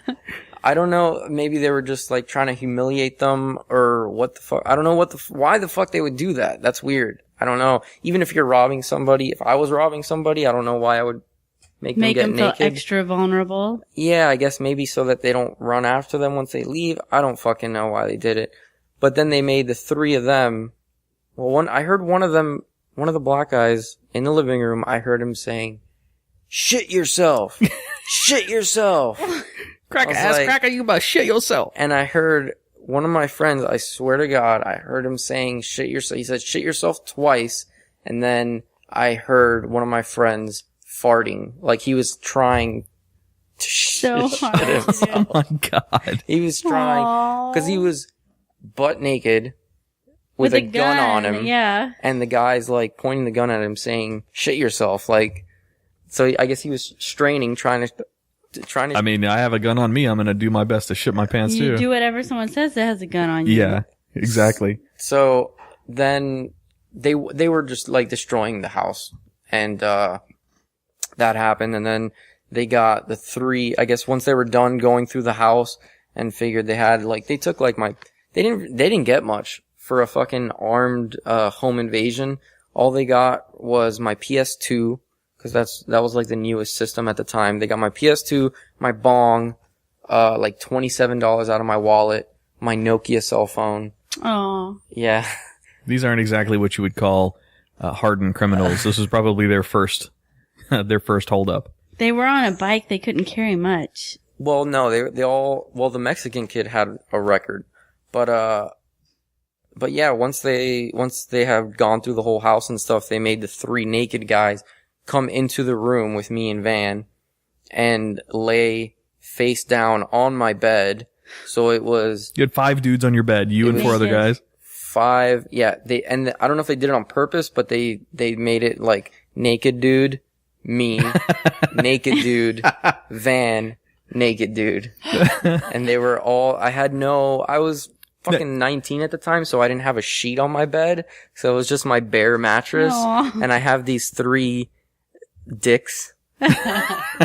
Like these 3, I had these 3 guys, which they were all like these, I don't know, I hung out with a lot of like dirty punk rock kind of guys, so they were probably dirty, naked guys, dick down on my bare mattress, and that shit themselves. I don't think he actually shit himself, he was farting though. So, but their bare dicks were on my sheetless mattress. Now, of course, this is a funny story, but I know it was traumatic as hell. It was very traumatic. I know you can now look back on it and at least laugh. Did they get the guys? So you know the Mexican guy had a record? The Mexican guy. He lived right around the street from... Idiot. He was 17, the Mexican kid. I saw him at a gas station. Like, it's weird because, like, when you're in that situation... Like, they had us all face down on the bed, and they're, like, obviously done robbing us, so they're like, we're gonna leave. They said, don't move for 30 minutes. And I was like, okay. And they left me with, like, my work phone, which I told them didn't have signal or whatever, but they left me with that phone to, like, so I can have a timer or some shit. They're like, don't move for 30 minutes until after we leave. 911. And they left. They pretended that they left and waited in the living room for like a minute or so. And then we started like talking to each other. Like, what should we do? Like, should we get up? Should we, I don't know. What the fuck should we do? Should we look for our clothes? I don't know. And, one of them came back in the room and like, I guess he heard us talking. So he was like, I told you guys not to fucking say anything, not to move. Oh my God. And, after that they left. And then, it was just, it's really weird after something like that happens. You're like, you don't really know what to do. Cause you want to like, well, you're in shock. You want to call the cops, I guess. But at the same time, you're like, I was like, what, even if we call the cops right now, the kids are probably long gone. It's been half an hour. And honestly, like, I didn't really get that good a look at any of them. So all I can tell the cops is, hey, 2 black kids and a guy that looked Mexican robbed us. Jesus Christ. So they took my bong. They took my weed, man. Yeah, that's a horrible. I didn't tell them they stole my bong, obviously, but I told them that my PS2 and my cell phone were gone. Man, armed robbery though, that's fucking crazy. So I hered that story and I was listening to it. Nowadays they could have tracked that phone. Huh? Yeah, that's true. Nowadays they could have tracked that phone and found him right away.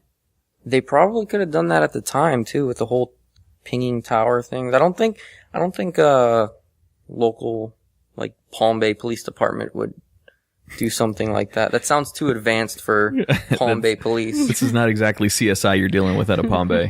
Especially for, like, they probably got less than $100 worth of shit from me, so. One of the cops, when he showed up at Ray's house, after hearing the description of the suspects, immediately picks up his phone and calls his little brother, man, would you just rob somebody? Would you? No, I'm kidding. I'm kidding. No, that's an awesome story, man. I heard you telling that, and I wanted to, when you said you were going to come up to the studio, I wanted to be sure to get that out of you live. Because, man, that is fucking crazy. In all fairness, Andy, which is the guy I had on my podcast that was there, he was there for the robbery. He was one of the guys that had to get naked. He's a way better storyteller than I am, so. Nah, you told it fine, dude. I thought it was a great story. If you want to you can make a movie out of it. If you want to hear a way better version of the story, listen to episode 2 of my podcast. Is it 2 or 4? So, cause I wrote it might be 4. I wrote down on here episode 4, yeah, it's 4 with Andy Acosta. Yeah, it's 4. But, yeah, it was very scary. Like, the scariest part for me, obviously, when I first saw the guy with the gun, it was scary. When you first opened the door and this guy's like... For the most of the time that, like, they were there and I was on the floor, I didn't think that they wanted to shoot anybody. I didn't think, like, oh, what if we die? I was just kind of like you said, I was in shock.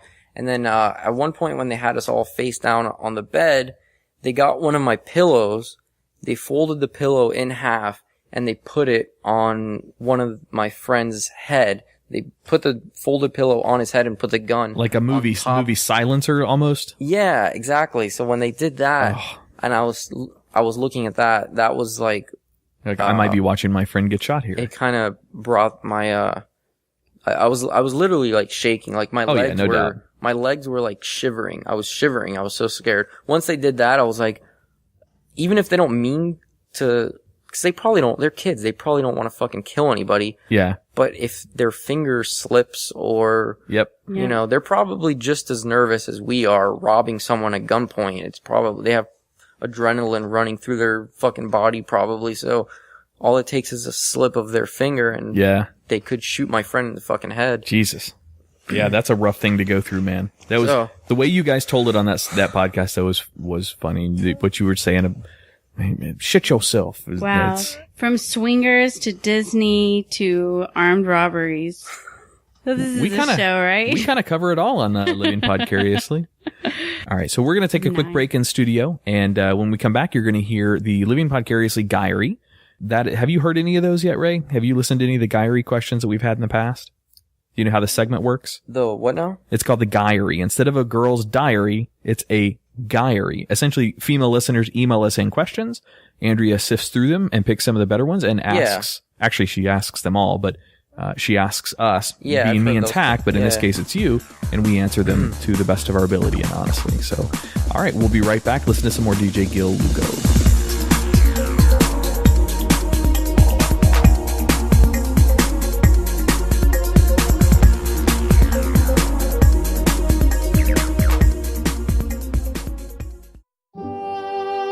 Peering into the inner thoughts and expressions of men. Women submit questions for Adam and Tach to get brutal, honest admissions. We call this the Guyry. Guyry? Really? Is that the best we could come up with?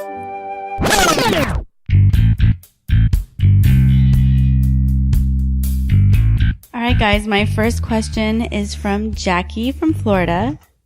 Why won't my boyfriend update his status on Facebook?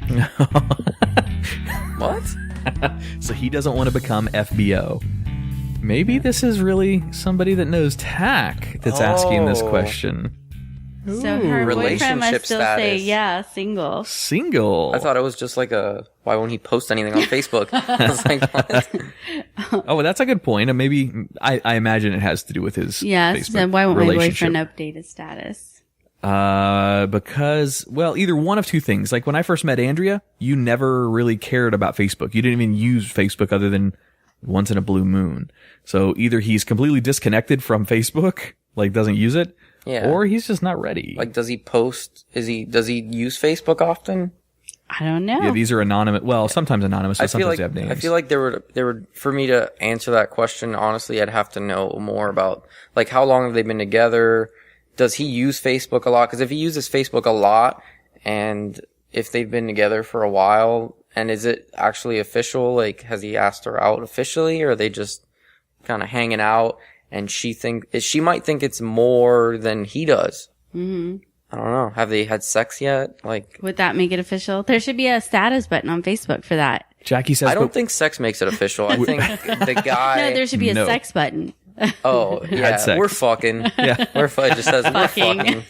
We're fucking. Isn't that what the It's Complicated status is for on Facebook? Oh, is that what that is? Yeah, that's basically if you're a girl and you're having sex with a guy, but he won't make you his girlfriend. It's complicated. It's complicated. Yeah. Or he's ashamed of her. I mean, there's that possibility. Yeah. I mean, that's definitely or he has what another girlfriend. Yeah. Yeah, yep. Or he's a player. I mean, that's a possibility too. He definitely is cheating on you. Whoever you are, he's cheating on you. Poor Jackie. And he's fucking at least 3 other girls. Jackie's like, I'm never listening to this podcast again. I'm going to watch your status now and see. Make sure you don't change it, Adam. Okay. Then I'll know what's going on. I'll only change it when you're in Vegas. There is a swinger status, right? There should be. Yeah. I think there is. Giggity. Swingers. Okay, number 2 is from Alexis in Florida. Just wondering, how do men show their love? It's obvious when girls show it. How do men show their love? Damn, this is... most guys are typically oblivious to outward. I don't even know how to finish that statement. I think that's where the question comes from, because guys don't just obviously just show it like girls do. So we're talking obviously things that are above and beyond. So above like public displays of affection. Secret little things that they do that are just special. Okay, so there's an important propagator here that I want you to answer. I want you to act as this girl. So is it to show the love for you to you, or to let your friends see it as the girl? Because that's a big difference. So for example, flowers at work. Okay, I get it. It's nice. It's pretty. It has nothing to do with the girl you're giving the flowers to. It has to do with all the other girls in the work seeing the flowers being delivered. Yeah. Or could it be flowers at home? That is a direct gift to the girl, and that's showing love differently. So are we asking this question, how does a guy show his love to his girl when she's in front of her other friends or just by themselves? I know you have to take a guess here because there's two different lines of answers to go there. Can't you just do both? One of each? I mean, I guess so. I would say maybe anything above and beyond the normal type of greetings or salutations or whatever when you see your girl in public or with her friends would be going above to show his love. Something that is almost that she can brag about to her girls, or not even brag about, because you don't want to come off as pretentious, but you want that attention from your other girls. At least I think that girls like to see that from other girls. So like if one of your coworkers receive flowers, everyone in there is going, oh, isn't that sweet? They do. Everyone's jealous of flowers when someone gets them. So anything above the normal expected behavior out of a man when the girl is in front of her other girls is showing love that she wants to see for that attention.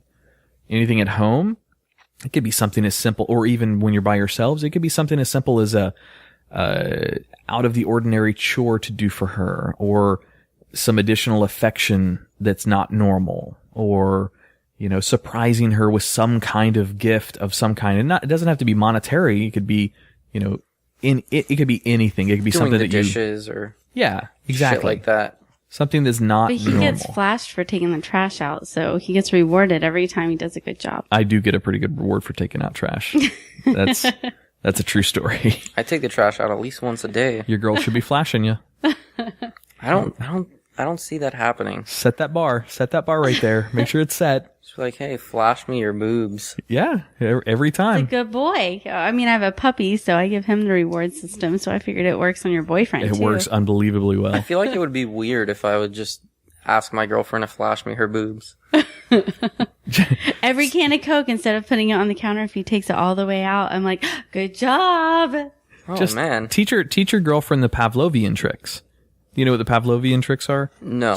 Pavlov was the scientist who used the bell to make a dog salivate. So a very, very simple technique. The Pavlov rang the bell, gave the dog a treat. Rang the bell, the dog knew it was coming, started to salivate, gave the dog a treat. Pretty soon, no treats were involved. Anytime Pavlov rang that bell, that dog would salivate. No treats were involved at the end. So that association with activities to create positive reactions is Pavlovian theory. So Yeah, but we're not as dumb as dogs, though. Oh, we're straight up dogs. You know that. Come on. Every time I'm comes to excited when boobs. I've got cans of Coke over here because I get to see boobs every time I throw them away. I would be drinking soda all the time. That's my See? life. Now you know why I drink soda all the time. Good boy. All right. This next one is from Michelle in Texas. What do you find more valuable in a woman when it comes to physical appearance and attributes? A cute face or a great body? Depends on the girl. I don't know. I can deal with a little less of a cute face if her body's better, I guess. I don't know. You don't want an ugly face. You don't want an ugly body. I don't know. So are we weighing it which one we like better? Which one do you find more valuable in a woman? I'll tell you what, she can have a broken face as long as her eyes are perfect. If she's got eyes for days, eyes that you could die in. Are those legs for days? Well, yeah, but I'm kind of mixing the two here. So as long as her eyes are good, I don't mind the face as long as the body's kicking.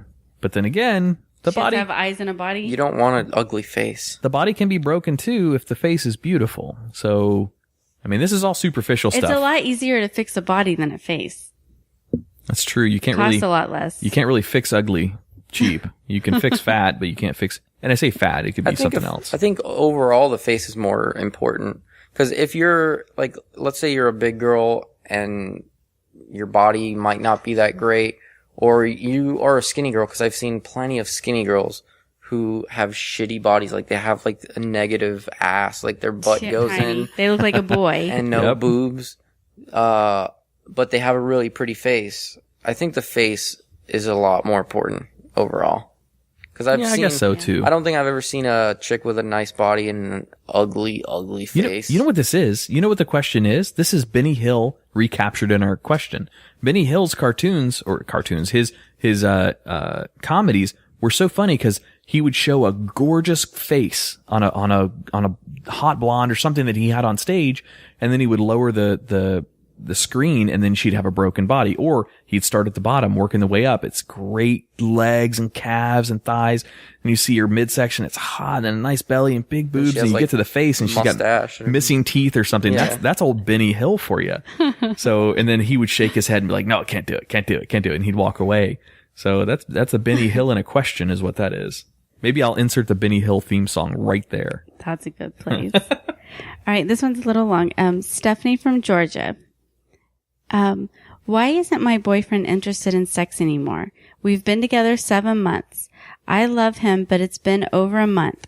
I'm always the one to initiate it, and he gives me excuses saying he's tired, stressed, and whatnot. That's horrible. At least this girl actually added some stuff. Why doesn't he? So the point of the question is, why doesn't he initiate sex? Why isn't my boyfriend interested in sex anymore? Oh, yeah. There's so many ways that could possibly be going. It could be a chemical issue with him. He could have some kind of other depression or stress or something setting in his life that's causing him to be, disinterested. They've been together 7 months though. 7 months. If she starts to try to do it, he says he's tired or stressed. Maybe he really is. She initiates it. Like she starts coming on to him and I might sound like a dick here, but I would ask what's her name? Stephanie. I would ask Stephanie in the 7 months you guys have been together, have you put on any weight, or have you started to maybe not care about your appearance as much or something? Or it's a good point. Is there something? Because if a guy is not interested in having sex, and it's to the point where you're initiating it, and he's still like giving you excuses, it might be something where he might, I don't know how old the guy is or something. He might have some sort of like, it might be a problem he has that's like, it might be a ED thing, like or you know what I mean? That he's embarrassed about himself, or it could be that he's not attracted to her anymore. Yeah, I think, Ray, I think you're spot on. I think what you need to find out in that situation, Stephanie, you say, is what has changed. Something has changed. Oh, yeah. Something has caused this change. He might be bored. He might not be attracted to her. There's a possibility he's with someone else, sure. It sounds like at this point, it's obviously bothering her enough to ask about it. So she should ask him. She should say, look, I've noticed you're not that interested in sex anymore. What's up? And see what he says and go from there. Honesty is 100% the best approach there. Because I've been in that situation with girls where I'm always trying to initiate sex, and it's like when we first got together, we were banging all the time, and then it's like we have sex like not even once a week or something. What? Stupid. Yeah, it's happened before with certain girls, and it's like I get upset if it's been 2 days. But yeah, ask him, just be honest and say, what's up? What's going on? Yeah. Sounds like good advice. The direct approach is probably the best. But be ready for him to say that. Yeah, be ready for devastation. Anything from his stressors are there so much more. Like it may be something in his job has really got his mind fucked up. A lot of guys won't say things to their wives or to their girlfriends if they're embarrassed about it from work. So, and that could be really, really stressing him out. Also, watch his sleep pattern. If his sleep pattern has changed a lot, that means the stress is really affecting him. So if he's up like till 4 a.m. and then sleeps for only a couple hours or something, or if his sleep is disturbed all night, that's real indicators of stress, and you might have more of a problem there than just sex. Yeah. Otherwise, honey, get yourself a really good vibrator. It might be her. It might be her. It might be something you're doing or you're not doing, or it might be him. It might be, he might be super attracted to you, but he might be like nervous that he won't perform well enough or something like that, So. Or put the bonbons down, honey. But I wonder if they had an experience a month ago where they were swingers. and that ended it a month later. Okay, moving on. This is Vanessa in Florida. Vanessa.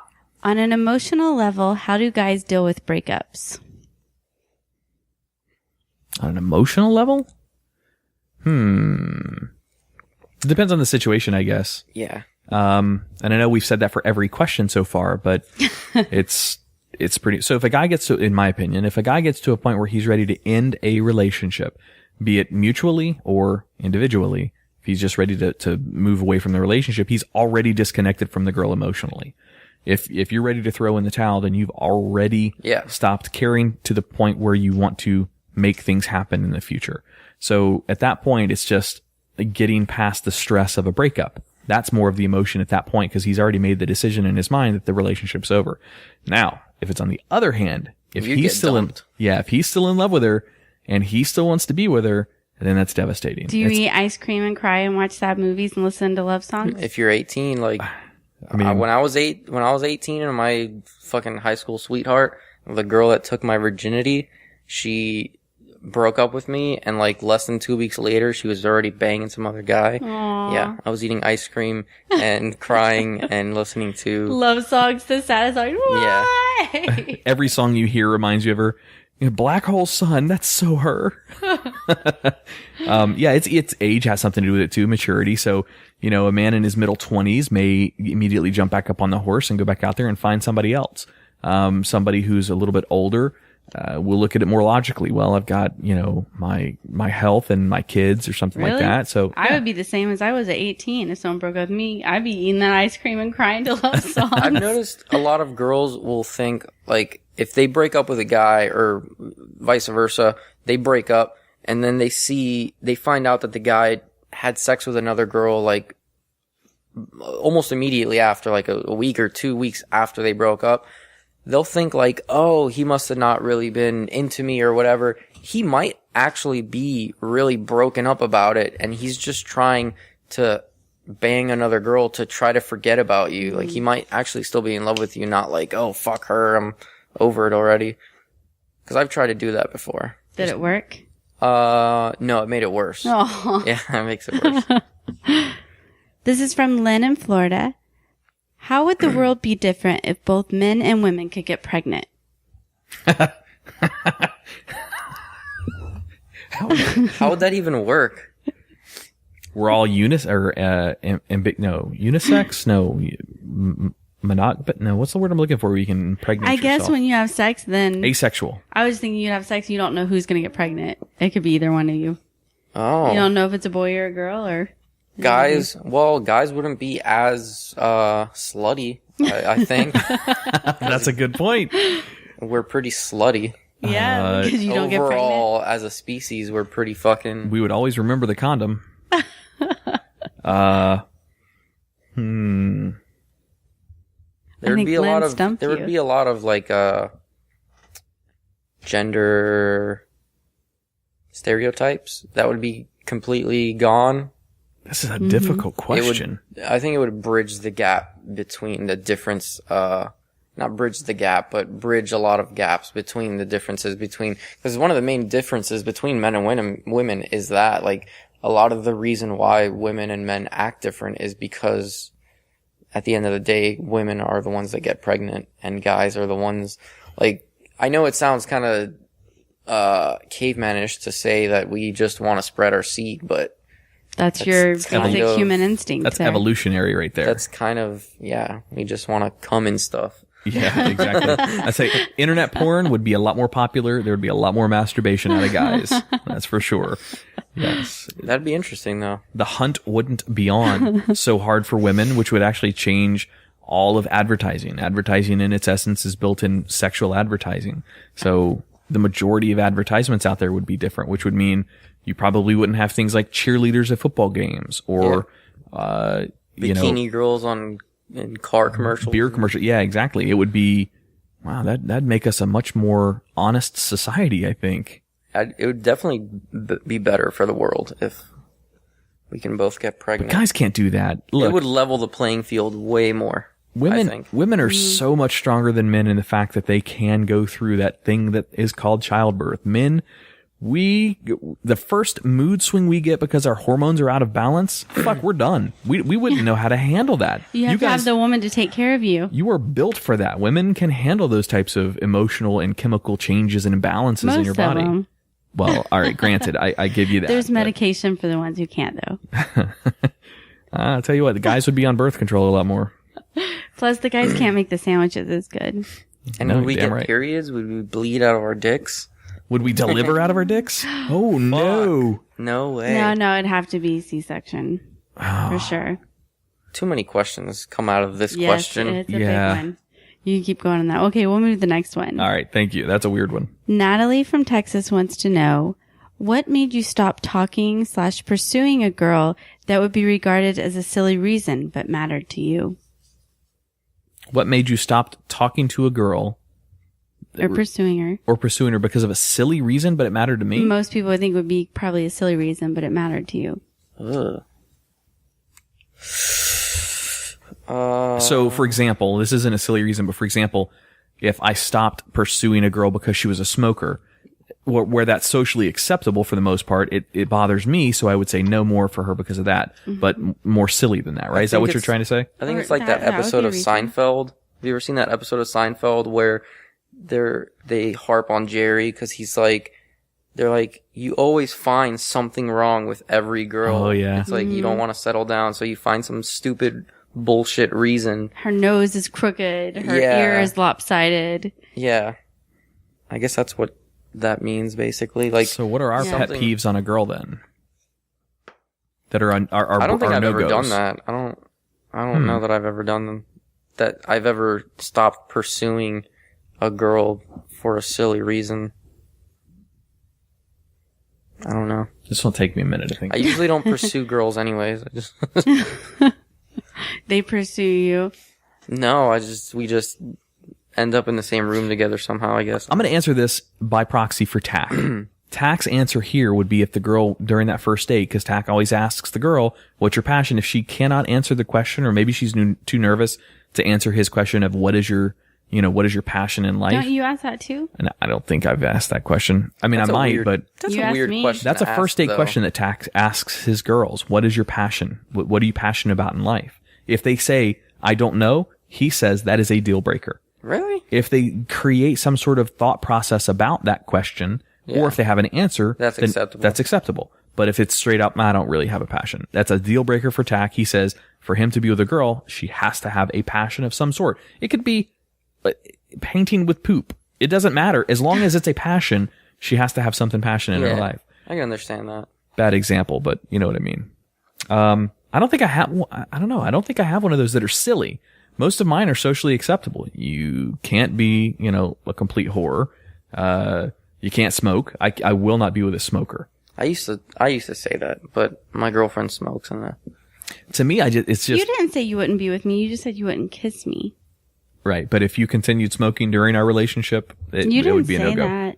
That's because you chose the correct path. you would still, cause I used to say that. I used to tell my girlfriend like, if you like just smoked a cigarette, I don't like, and I told her this and it actually pissed her off. She's probably not going to listen to this, so I can say it. Well, if she's listened to it to this point, she's devoted. She doesn't even listen to my podcast, so she's probably not going to listen to this one. Nice. But I used to tell her, and it pissed her off, so I stopped saying it. But I'm like, when I kiss you right after you smoked a cigarette, it's like kissing my dad. Cause growing up, I always associated that cigarette smell with my dad, cause my dad was a hardcore smoker. Yeah. So I was like, in my mind, it always brings up that smell I associated with my dad. So it's like making out with my dad. That's Pavlovian And then- right there. If we have sex, it's like having sex with my dad. The memories of you having sex with your dad just come right back, don't they? Exactly, yeah. I know how that feels. That's horrible. I don't know. I can't really think of any that are odd to most people. I don't know. These people must think we're like, or at least you guys, I don't know, must think that we're like crazy. We've got some weird questions. Weirdos. We've certainly got some weird questions on here. I think I want to start, I'm going to steal this idea and do it on my... Go for it. I mean, I know having a question answered segment is not a... It's nothing original. yeah. This is completely But, new I to think the I'm going to world. start doing that. We've patented this, sir. I'm just scared that I would get no questions. That's happened to us when before. that was, have you ever tasted your own cum? So, I heard that one. I heard that one. So our buddy, look, I'm honest if anything on this podcast, all right? So my buddy Ron sent me a text afterwards. He goes, Adam, What's I his want last to... name? Kenneth. Do you know Ron? He's the other podcaster. I will cut that part I was out. joking. I didn't expect you to say his last. So he sent me a text. He goes, I appreciate your honesty, you cum guzzling bastard. Because when I was younger, I tasted it. I mean, just to see what it was all about. I mean, I was honest about that question. Did you like come into a cup and then drink it? No. You know how it is. You end He's up like a little Or finger. did you you end up with a little on your thumb. Your You're like, tongue sticking out as far as it'll go. what's it smell like? Was it salty? Dink. To be honest, I can't even really You don't remember. Did you remember? taste breast milk? Oh yeah, Yeah. definitely. Did you? I shot that shit in my mouth. I didn't even distance. taste my own breast milk. Yeah, I tasted. I don't remember if I tasted both my kids' mother's breast milk. Yeah, I've tried it before. Did they taste different? I don't remember if I tried one or That'd both. be a good but science experiment. It was gross. That's all I remember. It was gross. It was I didn't gross. even taste my own. I breastfed for a year. It was gross to me. Yeah, I I've heard done it was I've done sweet. It is. I think I remember it being sweet, but it was very. It tastes like sour milk, to be honest, because it was the association you get with warm milk is kind of like it's Yeah. sour milk, but Warm it's milk not is sour. The fucking worst. Ugh. Yeah, I don't like milk. My dad used to drink his milk with ice in it. I'm like, Jesus Really? Christ. Yeah. Only if it's got Kahlua in it. He too. would like pound it. Oh, I love Kahlua. Kahlua and milk. People and call ice me a good. fag all the time because I like we got Kahlua in there. White Russians are my favorite drink. We actually had all the stuff to make that tonight. Ooh. All right, our last question is from Ariana in Florida. Ooh, Ariana. I like that name. Is she grande? I don't know. I like it. I should go home. What are some things women can do in bed that makes her go from good to amazing? Oh, God. Bring a girlfriend. Oh,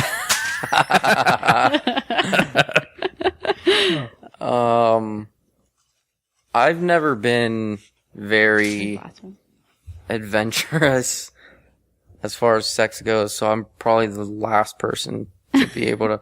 If a girl has sex with me, I'm fucking. She's amazing. you're there. I'm jumping up and down. I'm like, fuck yeah. All right, so it's simple to me. In the bed, outfits, toys, or accessories of some kind. What like- kind of outfits? What kind of toys? What kind of Well, so for me, it's there's really anything, to be honest. If you get into any kind of role play of any kind, and I'm not talking furries, I'm talking like you said any kind. yeah, like any Well, kind. I was going to go so put anything, on my puppy dog outfit. I'm in. Anything from lingerie to themed outfits to like the nurse or the secretary, the hot secretary, or, you know, whatever. Those are fucking awesome. Something that's fun. Guys are, I mean, let's face it, we're children at heart, so we want to play with things. So if you have something for us to play with that gets us to the goal of sex, hey, it's even more fun. It's more memorable that way. I'm a big fan of food in the bed. I mean, and I'm not talking about breakfast in bed. I'm talking about, You're talking about the cucumber you brought to bed? yeah, that's I that's turned fun that too. down. I'm talking about like whipped In a cream, heartbeat. chocolate, those kinds of, that's always fun, but you got to be ready to strip the sheets and, you know, when you're done with that. I like blowjobs. Blowjobs Yeah, are Me blowjobs are too. good. I love blowjobs. I don't know about like, I've done like, You've given a couple blowjobs. Where are you going with this? no, I was gonna say like, as far as toys and shit like that, I've never done any role playing or not much with toys or whatever, but Ray says this one time I got mugged. I had to give this guy a blowjob, and it was, let me tell you. I No, I'm didn't just kidding. swallow it though. I spit it. That's good. Good. You don't want to get pregnant. Yeah, exactly. I don't want to get my mouth. I don't want to get mouth pregnant. Does this have to be sexual? What? The question, the answers, does it have to be sexually related? What makes a girl good in bed and amazing is that if she doesn't like, Massages. oh, Doesn't have to be sexual, but all massages turn into sex.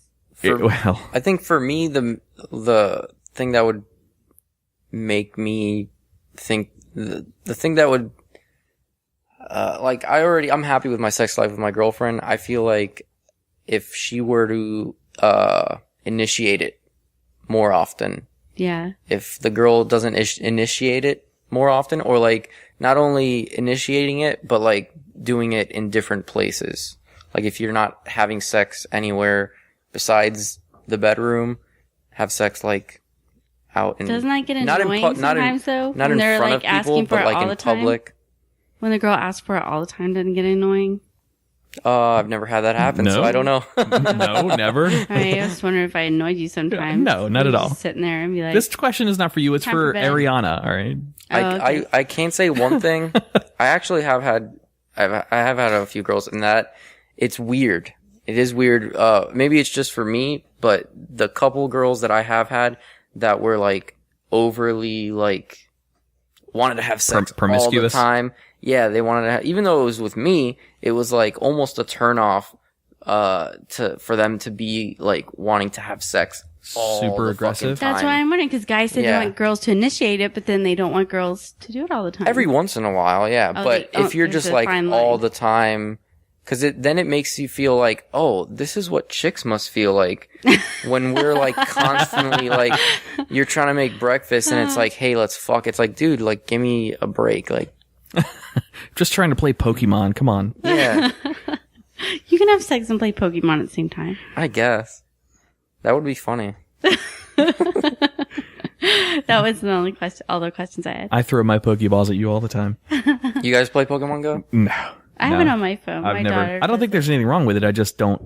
I don't particularly do it. They got What my was that? daughter out of the house for the first time all summer. She went out, walked around the whole block, and she was outside. She had Josh, his son. I they love walked it. all the way over. Me and my girlfriend both play, and we're fucking I see the addiction. I see why it's fun. Don't get me wrong. I do. very addictive. Yep. I It's see good it. though. I don't see any other than like dickheads playing it while they're driving. That's the only thing. And now actually, starting yesterday, when you open the app, it tells you do not play Pokemon Go while you're driving.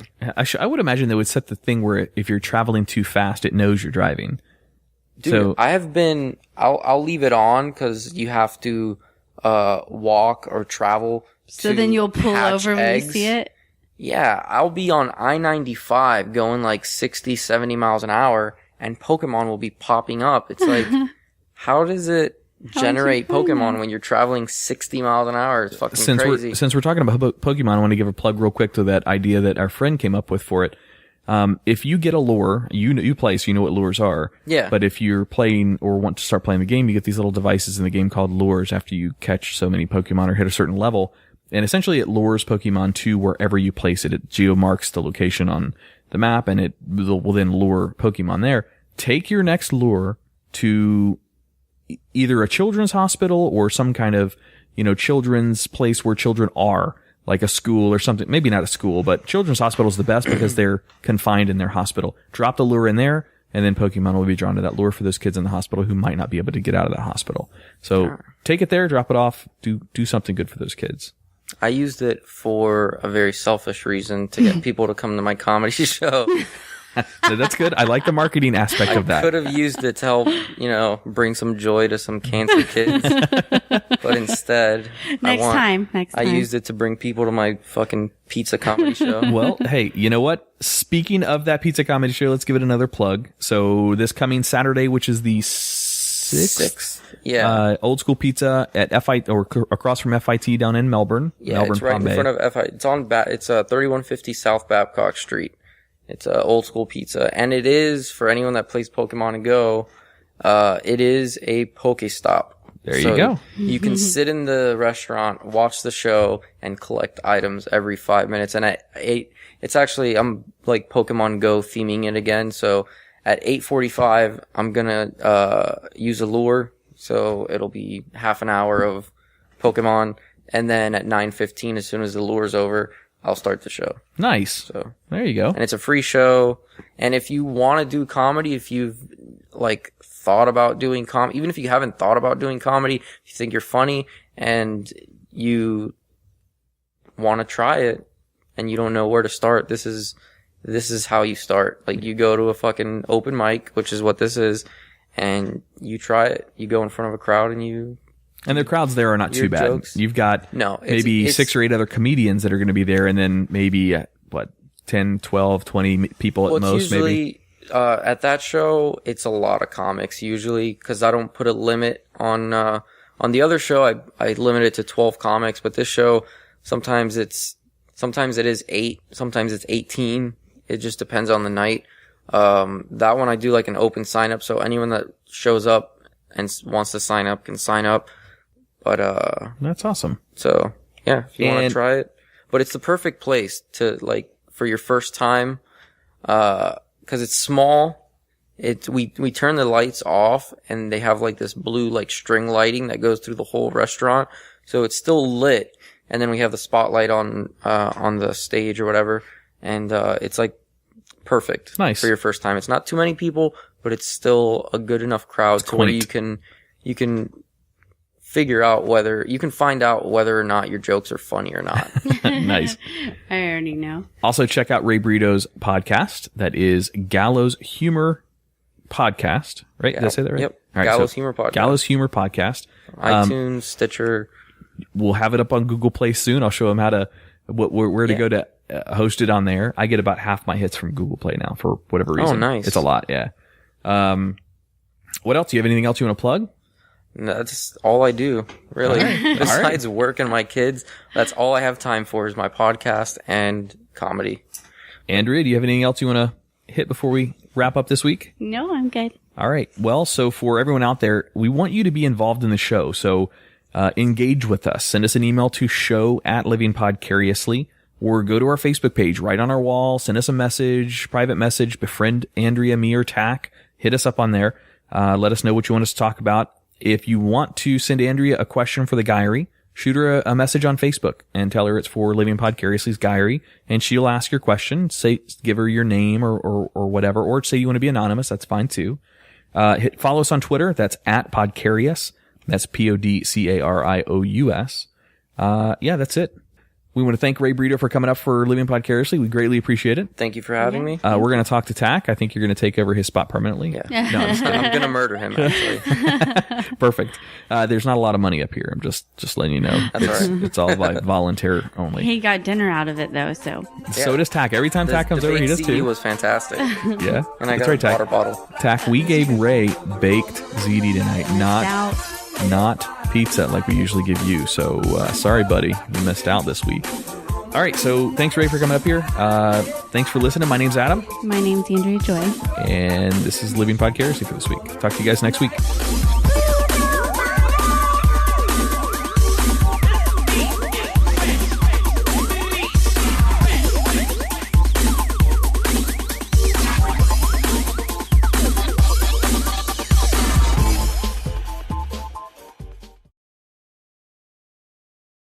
And it'll take care of it.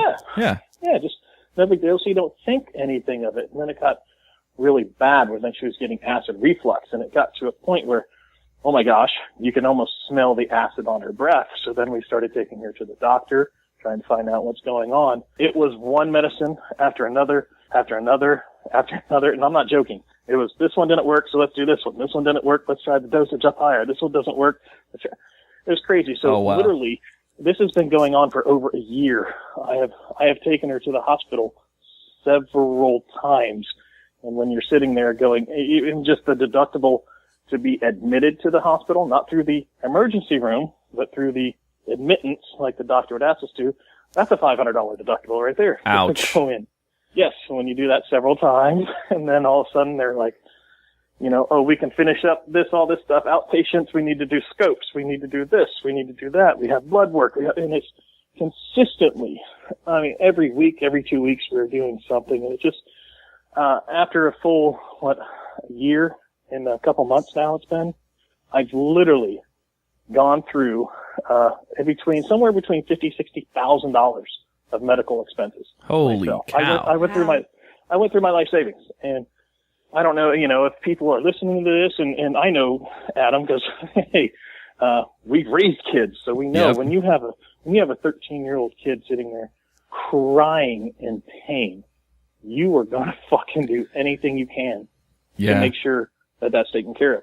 And this happens on a daily basis. I was supposed to take her to a doctor appointment today, and she's in way too much pain. She goes, I can't go right now. I have to reschedule it. Oh, my goodness. I'm sorry, Jay. Now, it's nothing you can do about it. Yeah, I understand. So, but just out of curiosity, was Marley one of the kids that was at Kendall's wedding? Yes, she was the one with the long, curly, blonde hair. Okay.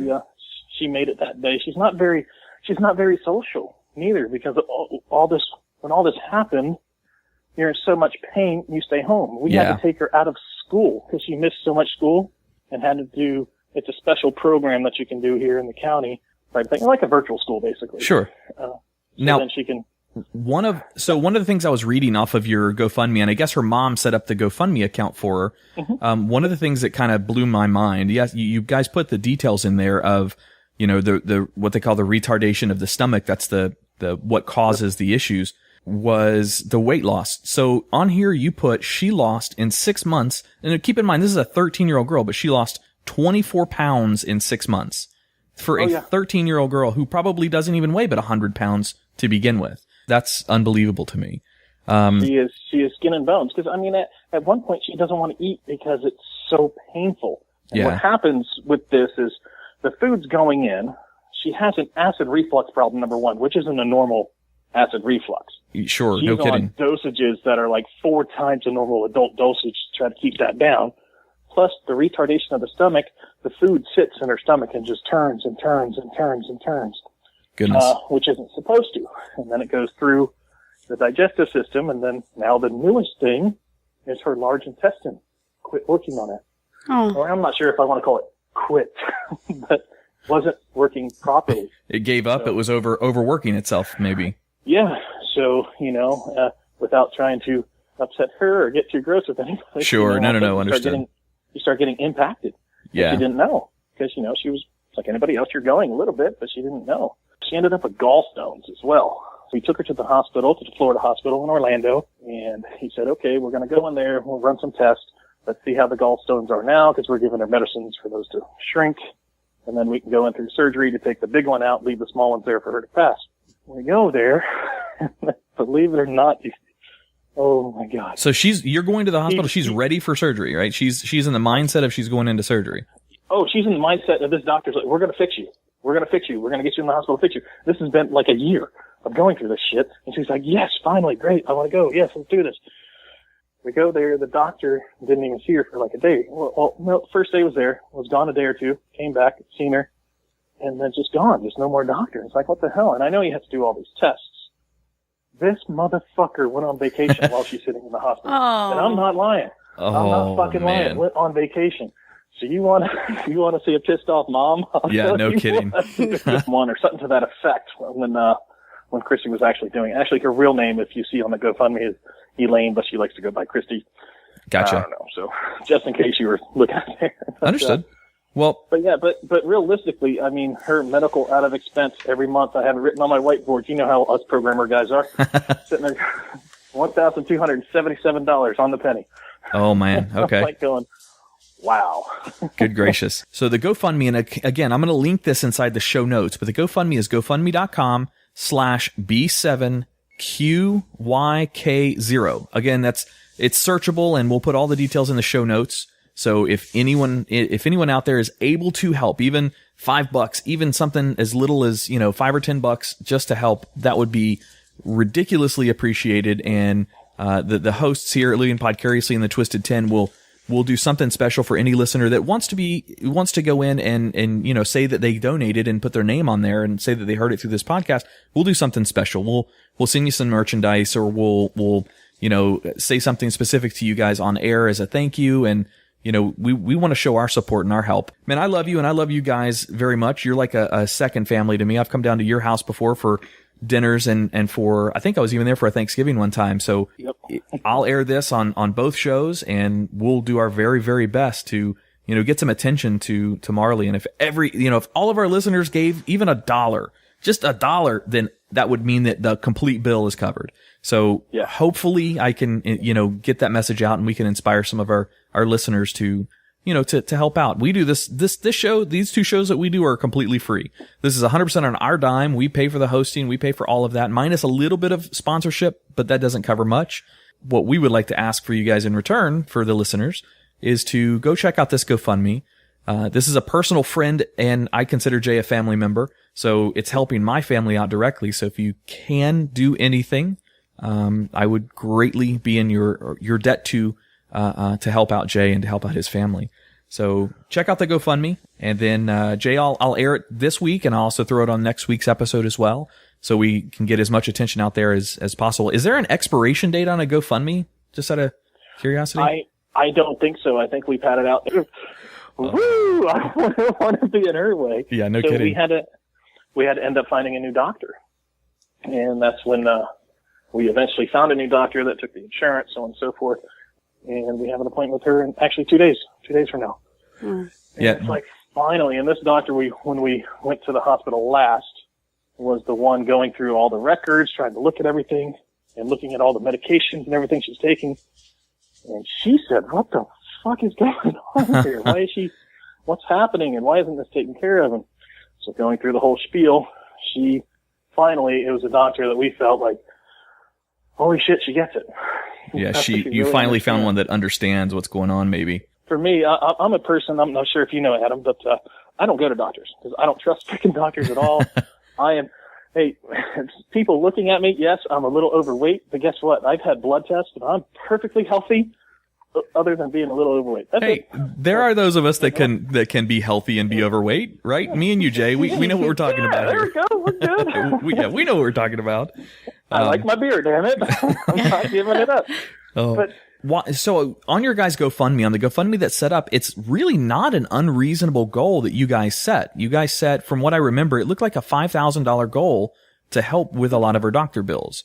And that doesn't seem like that's unreasonable. You guys, I mean, in my opinion, should be asking for a hell of a lot more with as much stuff as you guys have to go through. But to me, it looks like a very, very reasonable goal. And I think it's important to point out, you guys even put it on your GoFundMe, that yes, Marley does have medical coverage. However, there's so much that's above and beyond medical coverage. That's what they're asking for, because as you just said, you've drained your life savings at this point. Marley's mom has probably used all of her savings that she has available. So you guys are nickel and diming the doctor's bills at this point. So hopefully we'll get the message out, and some of our listeners, and they're worldwide listeners, so hopefully GoFundMe allows worldwide contributions. I don't know. Most of it's Central Florida and Tampa, over to Cocoa Beach, but we do have listeners all over the U.S. and all over the world. So hopefully some of this stuff makes it out to them, because, again, not an unreachable goal by any stretch of the imagination. It's something where actually when we did the GoFundMe, the $5,000 was the one. It just came up and said, this is what you should try for, or that was the minimum. Hey, this is Adam. We've got a great show lined up for you this week. It includes guest host Ray Brito. He's the Gallows Humor podcast host, as well as he's emceeing for stand-up comedy at Old School Pizza. Before we get to the podcast, I'd like you to take a minute and listen to a story about Marley. She's a 14-year-old girl, and she really needs our help. If any listener is able to help, even $1 is helpful. So if any of you guys are able to help, please donate. Check out the show notes. Check out our Facebook page. You'll be able to see the links all over those places. As always, thanks for listening. This is a dual podcast broadcast for both Living Podcariously and our second podcast, The Twisted 10. Occasionally on our podcasts, we try to give back to the community a little bit, and to some friends and family that sometimes are in need.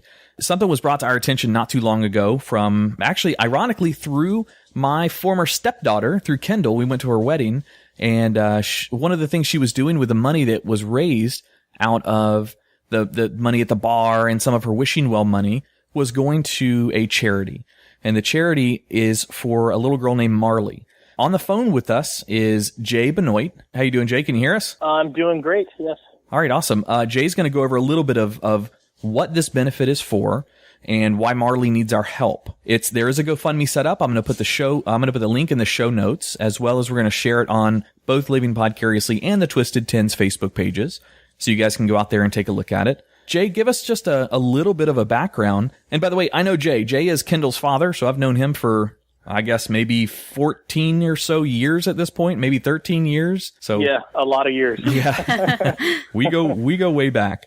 But yeah, give us a little bit of an update. Now, I pulled the whole GoFundMe, so if you want me to read any of that, I certainly can. But I think it'd be better for people to hear directly from you what this little girl and your relation to her and what's going on with her. Marley is, I consider her my stepdaughter. I've been with my lady. Her name is Christy. I've been with her for well over a year now. Go around to Marley. Marley is 13, just turned 14 years old. And she kept on complaining about her stomach was hurting, and, I don't know what's going on, and so on and so forth. And sometimes, your kids have stomach aches, and you're just giving them, here you go. Here's some medicine. Here's Sure. some nausea medicine. Here's a little thing. Or the old wives' tale of a stomach ache. Drink some Coca-Cola with